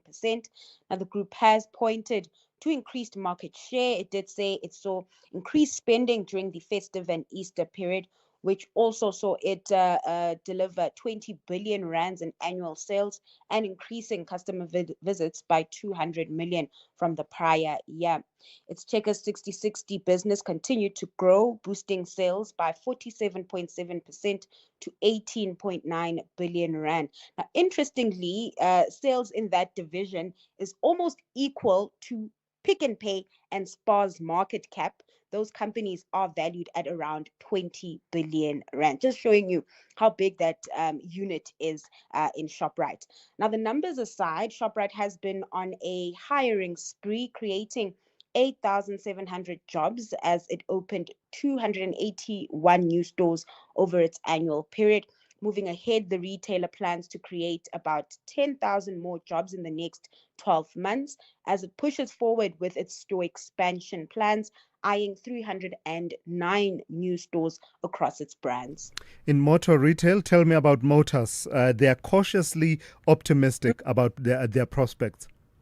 That's right, Thulas, and this comes as it is looking at figures from NAMSA, the new vehicle sales figures, where we are seeing a recovery there. Those vehicle sales have been on an upward trend for 11 months, and Motors' CEO, Okert Janse van Rensburg, noted that the improved momentum provides a solid platform for its 2026 financial year, but of course cautioning that the outlook remains subject to consumer demand and challenging macroeconomic conditions. Now, the group's outlook comes alongside its annual earnings, where revenue declined 1%, driven by the disposal of the Mercedes-Benz truck and van division in the UK. It also noted lower new vehicle sales, particularly in its international operations. But this was partially offset by increased pre-owned vehicle sales. Profit in the meantime ticked up 5% due to a stronger second half performance and it expects that momentum, of course, to continue into its financial year 2026. The group has warned of tough competition in the entry-level car market, and so it's been adding more brands into its distribution line. Recently, the group sealed a deal with Tata. It will be partnering with Tata as it makes a comeback into the passenger vehicle industry in SA. Lastly, Tauleng, today is Wednesday. What kind of a trading day can we expect? So we are in for another mixed day of trade here at home. And just looking at company news, investors will be waking up to earnings from Cashbuild and Woolies. So a lot to digest at the open. Moving over to currency markets, a stronger dollar capping gains in the rand. The local unit is trading slightly in the back foot at 17.69 to the greenback this hour. Meanwhile, Brent is trading higher, just over $68 per barrel. Investors keeping an eye on that market, though, as we await OPEC Plus's next move when it comes to production. That meeting taking place over the weekend.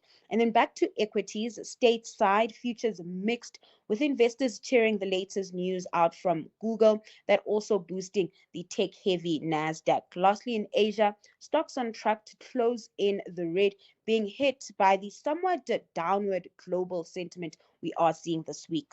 All right. Thank you for today, Tauleng. Let's do it again tomorrow.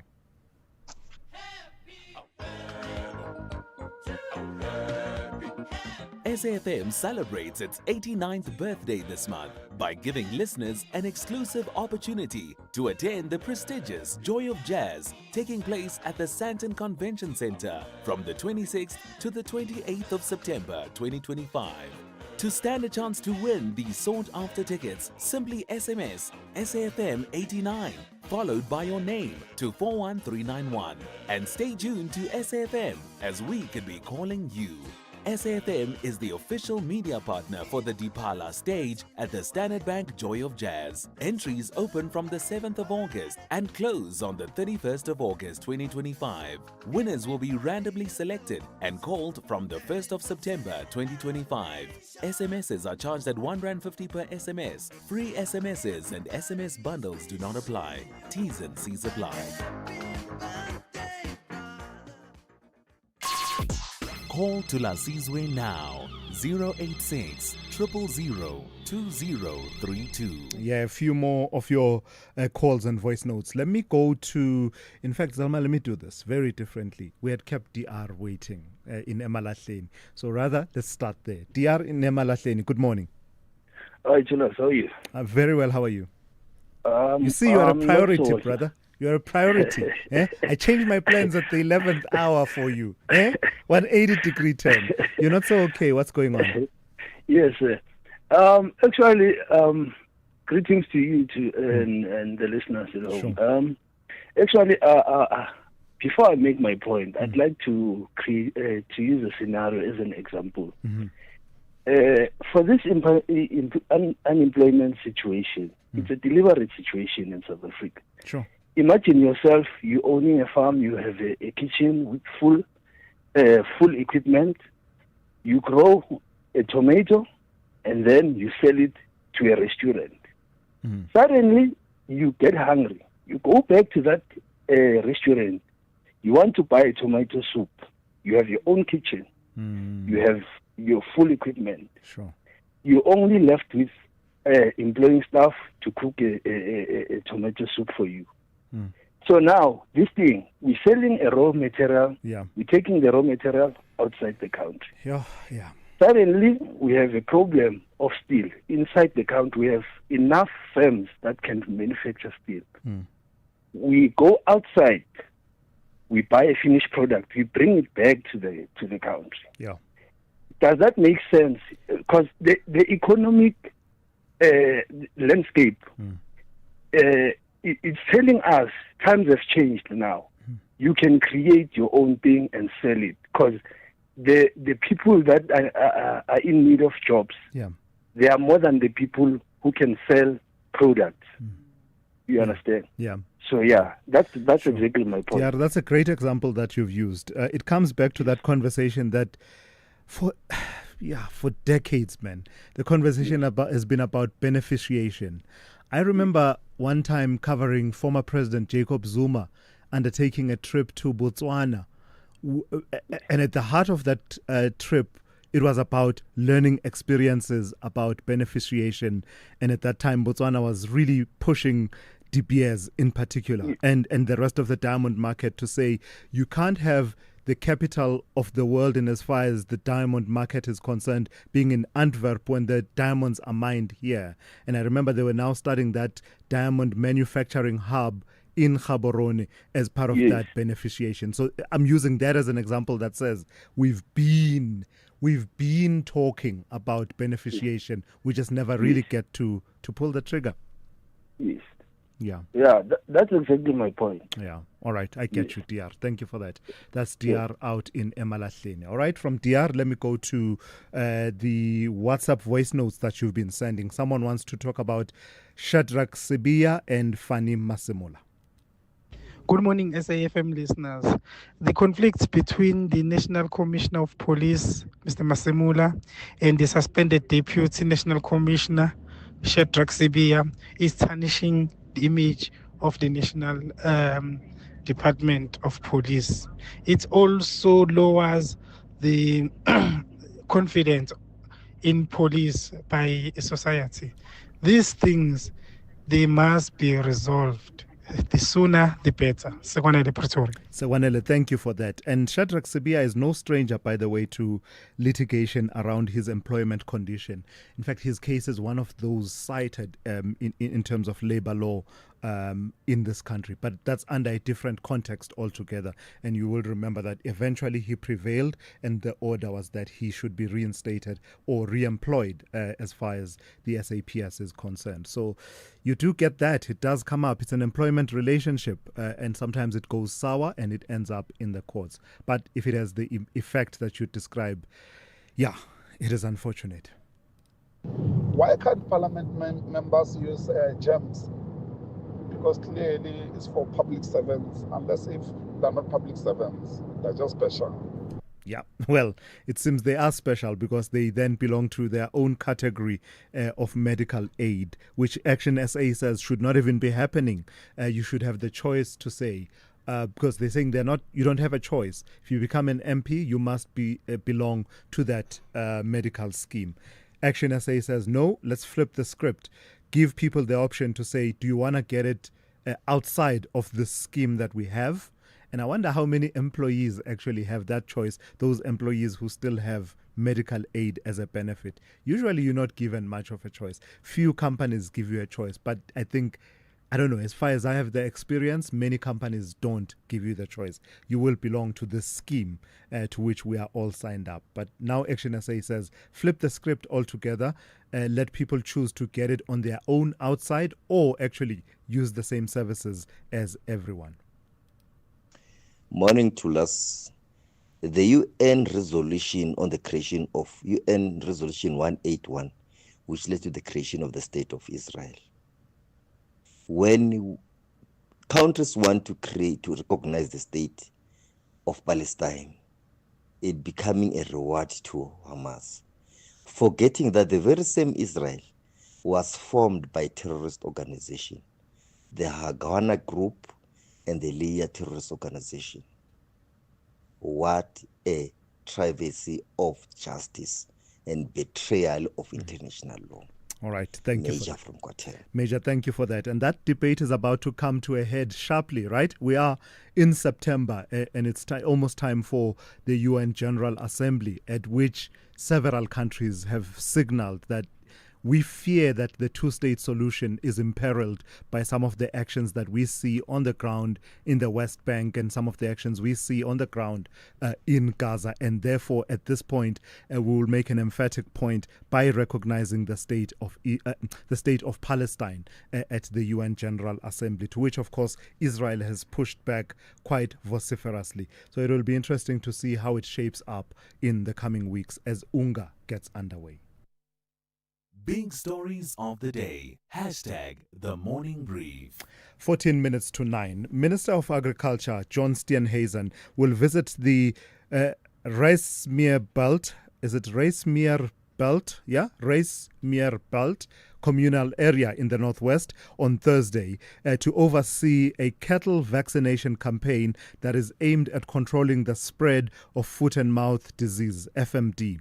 The campaign is part of the Department of Agriculture's broader national response to multiple ongoing outbreaks across the country, with significant implications for both local farmers and international trade. Let's catch up on that story. It's a story we've tracked with a degree of diligence, if I should say that, with Dipepe Neneng Serache, who is the Deputy Director for Agricultural Production, Biosecurity and National Resources Management, but importantly, our go-to person for updates on this situation. Good morning to you, Dipepe Neneng, and thank you for your time once again. Give me a sense of where we stand in terms of the vaccination drive as part of the overall effort to push back against FMD and bring it under control in various parts of the country. Good morning to you, Protulas, and to your listeners. We, as you'd have heard, we've got now more vaccines than the livestock population that needs to be vaccinated. So that's a good relief. We've all the areas that have confirmed cases of foot and mouth disease are now known, have been quarantined, and we've rolled out the vaccination process. The story you are alluding to with the minister going to the northwest is a difficult tongue twister. Racemeer Belt in the northwest. It's a communal farming setup, so we will be ensuring that the animals get vaccinated. And I think we are turning the corner because we don't have any further outbreaks. All we need to do is to ensure that all animals that are suspected of being positive or are positive get vaccinated. So in terms of sourcing vaccines, has Botswana been our main source of supply, or are we looking at international supplies as well, as has been suggested by the Meat Importers Association? Yeah, let's put context. So vaccine has to match the virus strain that you have. So international you may not have.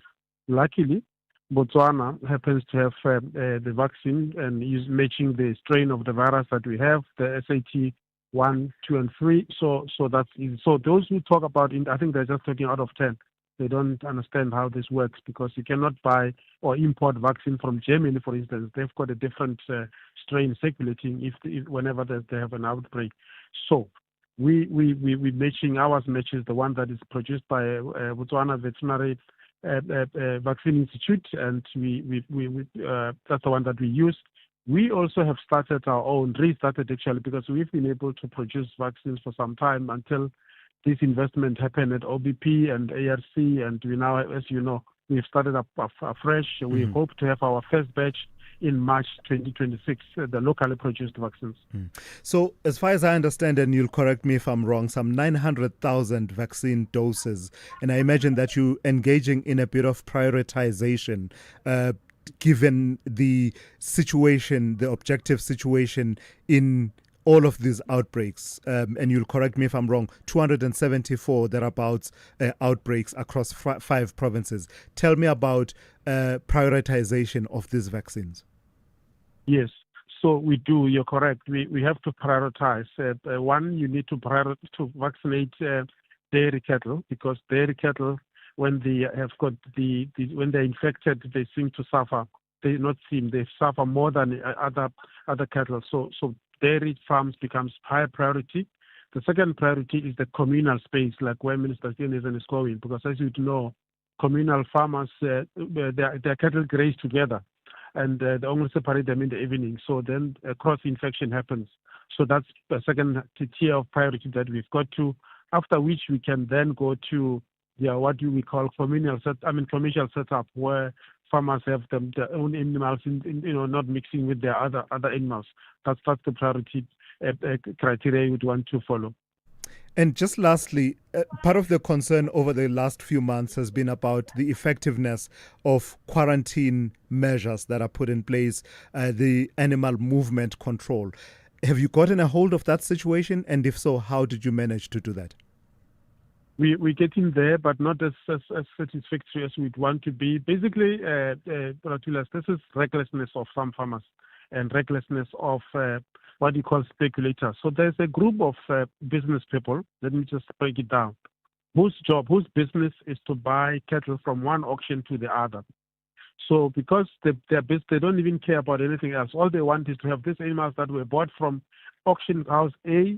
Tomorrow they must be at auction house B. They don't want to feed them. They don't want to do anything with that. So in that process, they compromise biosecurity measures, because one of the easiest measures that if all farmers were to follow wouldn't be here is to ensure that animals that you end up buying, you have to ascertain their health status. You need to know where they were before you buy them.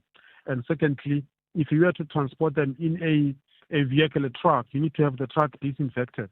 And thirdly, very important, is to ensure that new animals are not introduced to the main herd until after 30 days. It's normally 28 to 9 days, but I just make it simplified, until after a month. Yeah. So this is to allow the virus to show to the incubation period, so that you can be able to tell if these animals are positive or not. So you need to isolate them for 30 or a month, after which you can introduce them to the main herd. All right. Thank you for your time, Dipepe Nening. We will touch base with you in a while, because that is a story we must continue to watch. And it's an important sector, the agriculture sector. You see it in the economic numbers. When agriculture does well quarterly, you see that. So when an aspect of that industry faces these challenges, it's important that we keep track. SAFM, guiding you through the rush hour traffic. Still very heavy getting through Buccleuch for a turn up to mid-Rand territory. So you got backlogs on the N3 from Limbro Park, the N1 from Rivonia into Buccleuch, and then all the way up to Allendale Road. It is pretty heavily backed up. The Mike 1 around Santon is heavy as well. Southbound from Buccleuch down to Melrose, northbound from Parktown up to a crash at Melrose, and then on to a busy off-ramp at the Greyston Drive. Also, lights are out coming into Santon, causing big problems. Willie Mandela and Matty, that's Hurlingham. So you got Willie Mandela, Peter Place, and Republic Road all backing up substantially, trying to get out of Ramberg and Bryanston into Santon. And you've also got lights out on Ballyclare at Coleraine, so anyone avoiding the Willie Mandela run into Santon, just hitting an equally big queue on that section of Ballyclare this morning. Crash at Dibcliff, moving through to Uncle Charlie's, the N1 onto the N12, stay busy, and the R59 North, that collision between Clipper River Drive and Swart Copies Road, still got you backed up quite badly coming in from the Val area to that. Durban's N2, northbound, a crash up in the roadworks before Gateway. Traffic is now parking all the way back through Queen Nundy Drive. If you're on your way to the airport, make sure you're looking at Umhlanga Rocks Drive or the M4 as alternative routes to beat that one. And Cape Town, a busy Wednesday as well. The N1 inbound from around N1 City, sort of Hill-Basson territory, all the way through to the elevated freeway. M5, Rondebosch up to the N1 Kuba, get a change, is busy. And the M3 easing, but still slow. Top of Wynberg Hill, right through to Hospital Bend territory. Rob Byrne, SAFM Traffic. Call Thulasizwe now, 086 000 2032. All right, let's close it off nicely. Let me read two messages and then take some of your voice notes. Someone here weighing in on that situation with the 121 dockets and says SAPS provided clarity on the 121 dockets. Original dockets are with the KZN Political Killings Task Team. They will continue with their work. Copies are kept in Pretoria and will be shared with the Commission on request. Thank you for that clarity. I had not seen it. I had missed it, but it makes a lot of sense to me.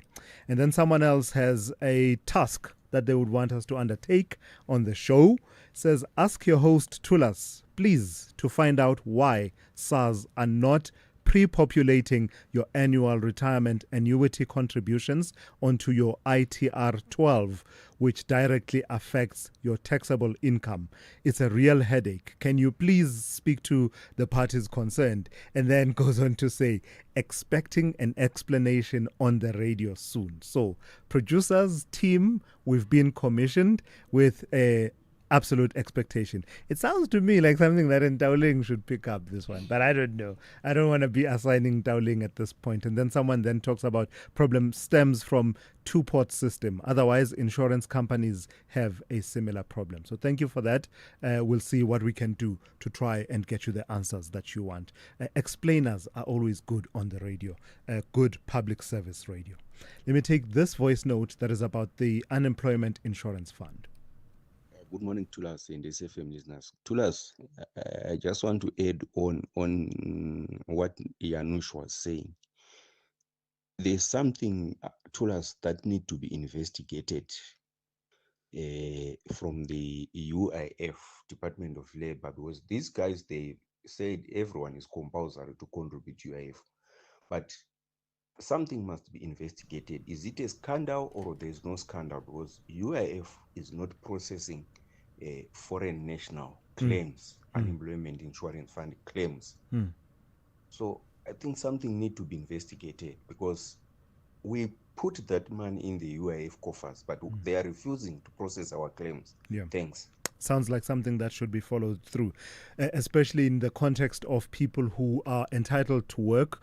So clearly, I mean, the fact that you're making contributions to UIF would say that you are entitled to work even though you are a foreign national. What then becomes, of the plight of those people when it's time to claim from the UIF, and your suggestion is that the claims are not being processed. So definitely something worth looking into. Hopefully someone who works with these processes is listening. Tobeka Makai, anyone who's able to help us, it would be nice to have that conversation. Good day, Thulasizwe. Speaking to Anonymous. I totally disagree with you when it comes to the appointment of ministers who do not qualify. It's not about police. You can't employ someone in the police who does not have a background of policing. That's why there's a stability in the SEP. Also in the defense. It can't be. I totally disagree with you. Thank you. I hear the point you're making, and I suppose you are saying that these are specialist ministries as opposed to any other ministry, I don't know, Minister of Sport, etc. The point I was making is that the Constitution is quite clear of what the task at hand is. The task at hand for, I wish I had it open because I can't remember the section exactly, I would quote it for you. But anyway, it says clearly that the task of the minister is to set national policing policy. And then the task of the commissioner is command and control of the police service, which they undertake in line with the policing policy. So that's the only point that I was making. Does it help if the person has background in policing? I imagine it does. I absolutely imagine it does. You'd be setting policy knowing exactly what the lay of the land is in as far as crime fighting is concerned. But would our interests be served, for example, by someone who is gung-ho, who knows policing, boots on the ground, but has no sense of policy? That is the question that I think we should challenge ourselves more on. Thulas, you and I, we probably went to school around the same time. I was born in 1970, and I wrote my matric in 1990. I wrote higher grade and standard grade. There was no lower grade, not even a single year where my report showed the lower grade. Lower grade was introduced by ANC in the late 90s. So Elijah must stop lying and spreading propaganda in the country. It is the ANC who introduced lower grade. No, I hear you. I don't know what the position prior was, but when I did my matric, that was, a long time ago. 1997. We had standard grade and higher grade. You had that option. So I don't know when it had been introduced, to be honest. I can't offer any intelligent commentary because I always assume that this has always been there.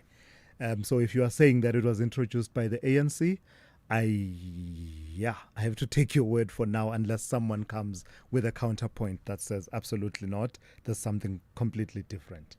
All right, we've got to leave it there. Thank you for your time and thank you for listening this morning and your robust engagement. The Talking Point with Kete Motlatlana up next immediately after the news with Dineo Motaung. I'm Thulasizwe Simelane. You've been briefed.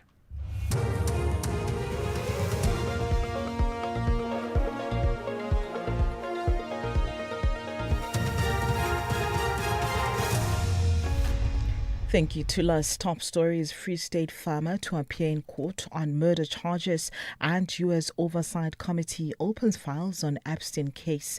A very good morning. An 80-year-old man who has admitted on camera to murdering someone and burying the body on his farm will appear in the Kroonstad Magistrates Court in the Free State this morning. He's facing charges of murder and defeating the ends of justice. The suspect is the grandfather of another person accused of killing and burying a person in a shallow